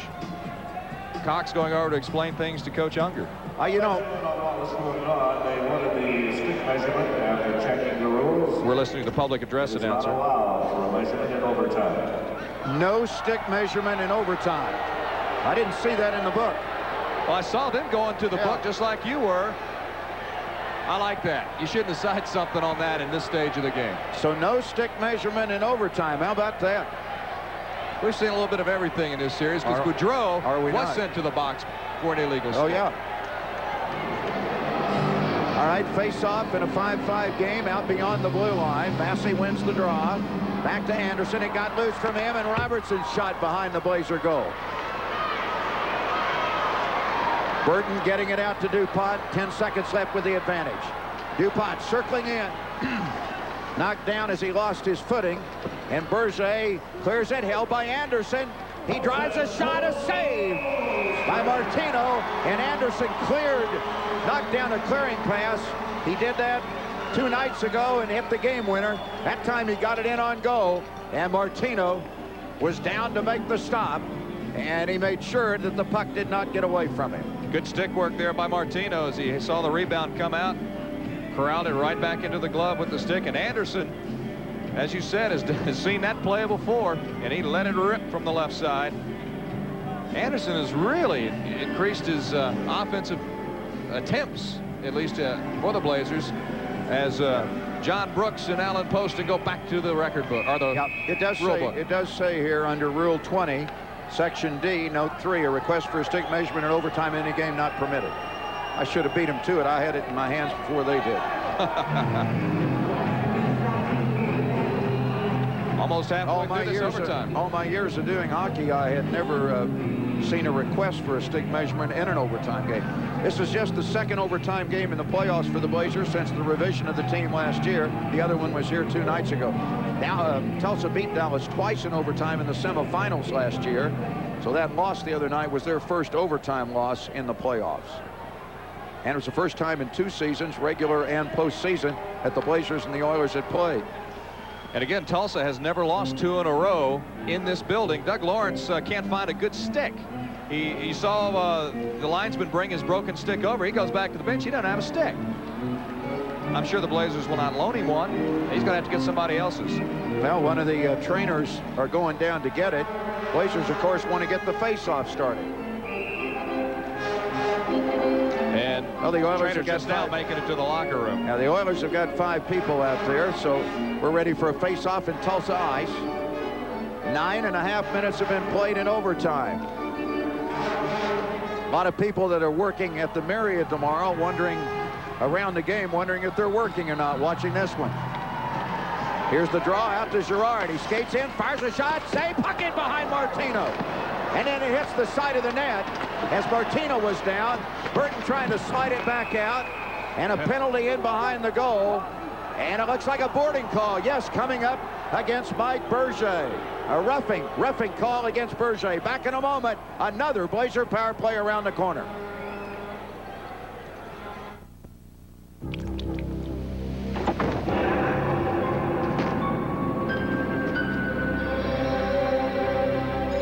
Roger, is it true right before you die, your life passes before your eyes? That's what they say, mate. Well, mine's passing now. I see a beer, a blooming onion, a big juicy steak, and my sweetheart. Sweetheart, you're not dying, you're dreaming. For the meal of your life, get to Outback Steakhouse. Well, unusual 3 penalties against the Oilers in this overtime. And the draw to Girard. He sends a pass into the slot, picked off and shot back by Taylor Hall. And we're almost halfway through the 20-minute session in overtime. Here's Menard to center. Into the offensive zone. Puck flutters up in the air. Martino comes out to grab it. Well, Martino got a penalty in the opening 30 seconds of play for slashing Dupont after the whistle. Oilers killed off the penalty. Krasnick went in at 7:27 for tripping. They killed it off. And now Berger's in for roughing at 9:41. Dupont, Massey, and Burton out there right now. Maybe a little more firepower, Mike McEwen thinks, with Massey out there rather than Richmond. Menard steps in the circle alertly to get the draw out to Girard. And a pass in the near circle is picked up and sent back to the opposite end. And Girard and Taylor Hall will waltz into the corner after it. Menard getting the puck to Guy Girard. Up the left side to center comes Dupont. Drop pass to Burton. In front, Massey, and he just misses, deflecting it past Martino. And then he comes out of the corner with it. Out high, it's back down to Dupont. Dupont and Girard. Girard over to Menard, his shot, rebound as Martino was down. Burton couldn't put it in. Massey back up with it. Then Massey pushed off of it. And the puck sent back to the opposite end. Gerard takes a long pass. Breaks in across the blue line. In front, Boudreau. Simone shot. Loose puck. In front. And Boudreau couldn't put it in. Germany Christmas. Boudreau had a chance to win it. And the Oilers got it cleared out of there. 35 seconds left with the advantage. Here's Pankowitz. Back in deep for a shot. Knocked down. And it's back out to the blue line and just into center, where Anderson retreats inside his line and then back.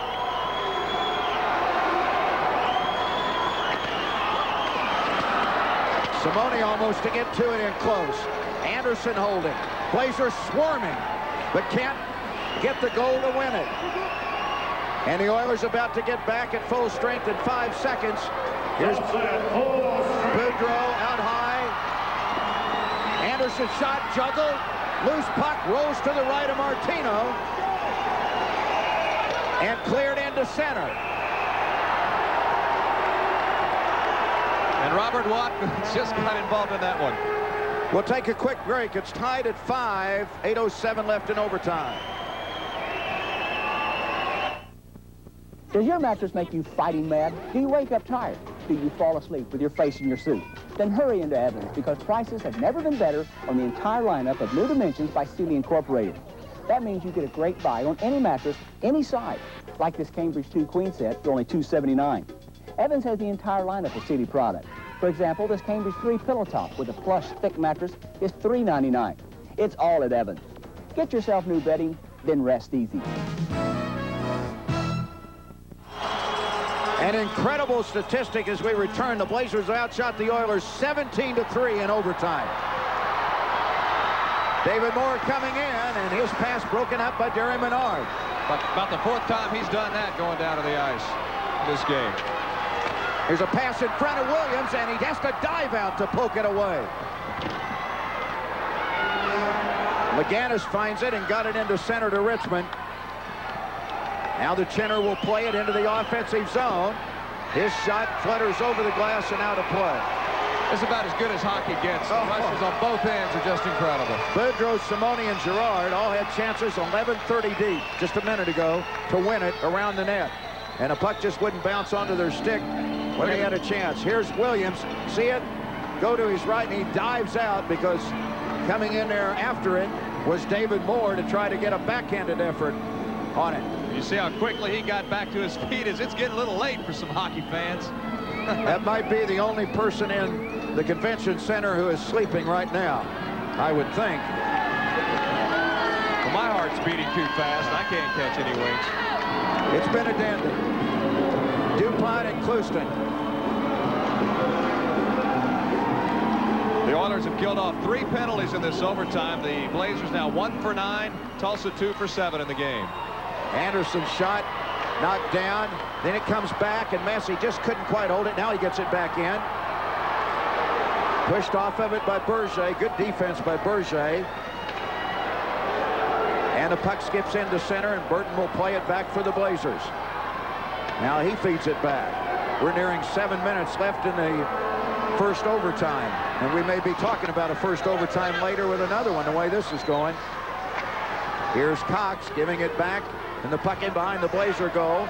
Blazers have dominated offensively, but they haven't been able to win it. And then Sutton takes it away, but is rammed to the boards by Gilligan. Cox got it and then lost it. Good job by Massey to come over and pick up Craig Cox. Boy, it's a big play by Massey. And the Blazers have snapped it back to the opposite end, and they hustle a 5-man change up ice as the puck flutters and stays in play at the penalty box area. And shot in for Derry Menard, hustles it back out.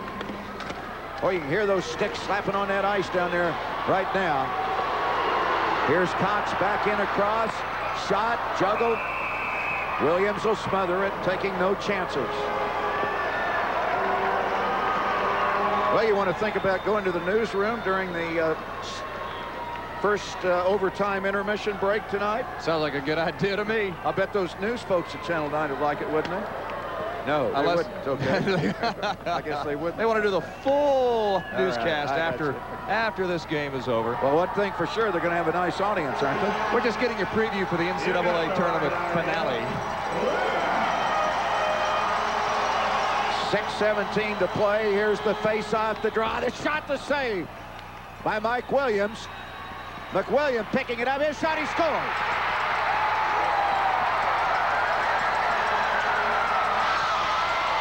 Unbelievable. Mike McWilliam, a very unlikely hero, scores on a backhander at 12:52, and the Blazers will have to make their way to the finals with a 6-game win tomorrow night.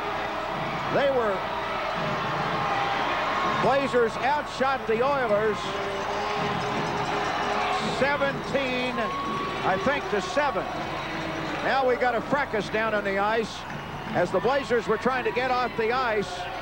The Oilers in the middle of the celebration, and then somebody got into a shoving match. Mike McEwen is down on the ice, the middle of his players. And now Martino comes over to take a swing at one of the Blazer players. And now we're going to have problems. Derek Martin did not get those players separated to get them off of the ice. And then Martino took a swing with his stick at one of the Oklahoma City players. Well, in case you're wondering, the Tulsa exit is on the other side of the ice, so they don't have really any business on this side. Now, Mike McWilliam, who got the winning goal. Now, Craig Johnson has come out for the Blazers. He was down the walkway. He's come back. Bill Tiggins is down there. Bill Tiggins is down there. Bill, what do you see? Alan Perry is down. Alan Perry's been hit with something. Alan Perry is down on the floor. Pankowitz and a fan are going at it. Now the stick is going up into the stands. We need to get the police down here. Now the fan's swinging a stick. Now the Blazers are swinging sticks at the fans. I mean, it's dangerous and nasty right now. One fan has just been hit. And I don't know where all the police are who were here before, but Alan Perry is down on the floor, and he's holding his head down in the corner. I mean, this is nasty down here. The police, now Mike McEwen is trying to go up. Craig Johnson's swinging a stick. Now the police are going up into the stands. Well, goodness, isn't that nice to see them arrive? Maybe they were practicing chokehold. Now they're trying to hold Craig Johnson back. He's ready to go up into the stands. His own teammates are trying to hold him back. Now we have some Tulsa police officers trying to back the fans up away. This is really nasty. Again, Alan Perry is down on the floor, and he's holding his head. He's down here in the corner, and he's got a couple of the trainers over him. The best thing right here is for the Blazers just to go to the locker room. There's no need to be standing around here now. And that's what the police are trying to get everybody to do. Oilers win it. We lost our monitors, so we're unable to tell you much. And Bill, you'll have to keep us appraised because our monitors went out just before the game-winning goal by Mike McWilliam. Well, Alan Perry now, John, is up and he's leaving. He appears to be, he may have been protecting himself, but he was right down in the corner. Mike McEwen is trying to move his players out. We're going to get up here on a chair to see if we can see. So the Blazers are now headed, but Williams is really upset. Tony Martino, I saw when everybody was congregated right here on the ice, was swinging his stick. But the best thing here for the Blazers, obviously, is head to the locker room because there's nothing but bad that can happen here. And slowly but surely, they're headed that way. There will be a 6th game, obviously, now, and Mike McWilliams' goal to win it 6-5 for the Oilers. Tickets will go on sale at 9 o'clock at the Marriott box office, also at Sight and Sound locations tomorrow. And McWilliams' goal ends an offensive-dominated overtime by the Blazers, but they end up losing it. And now, after seeing that incident, I would think the fans would like very much to be there tomorrow night. Well, John, enjoyed working with you. Ugly end to a beautiful game. Let's go back to Bill Tiggins. Well, the Blazers lose a tough one in overtime, 6-5. It was a great game, but some nastiness at the end. We're still trying to get the Blazers through, but it's been a heck of a hockey game. Again, the Blazers lose it 6-5 in overtime. That means hockey back in Oklahoma City tomorrow. For John Brooks and Ed Murray, I'm Bill Tiggins. Newsline 9 is coming up.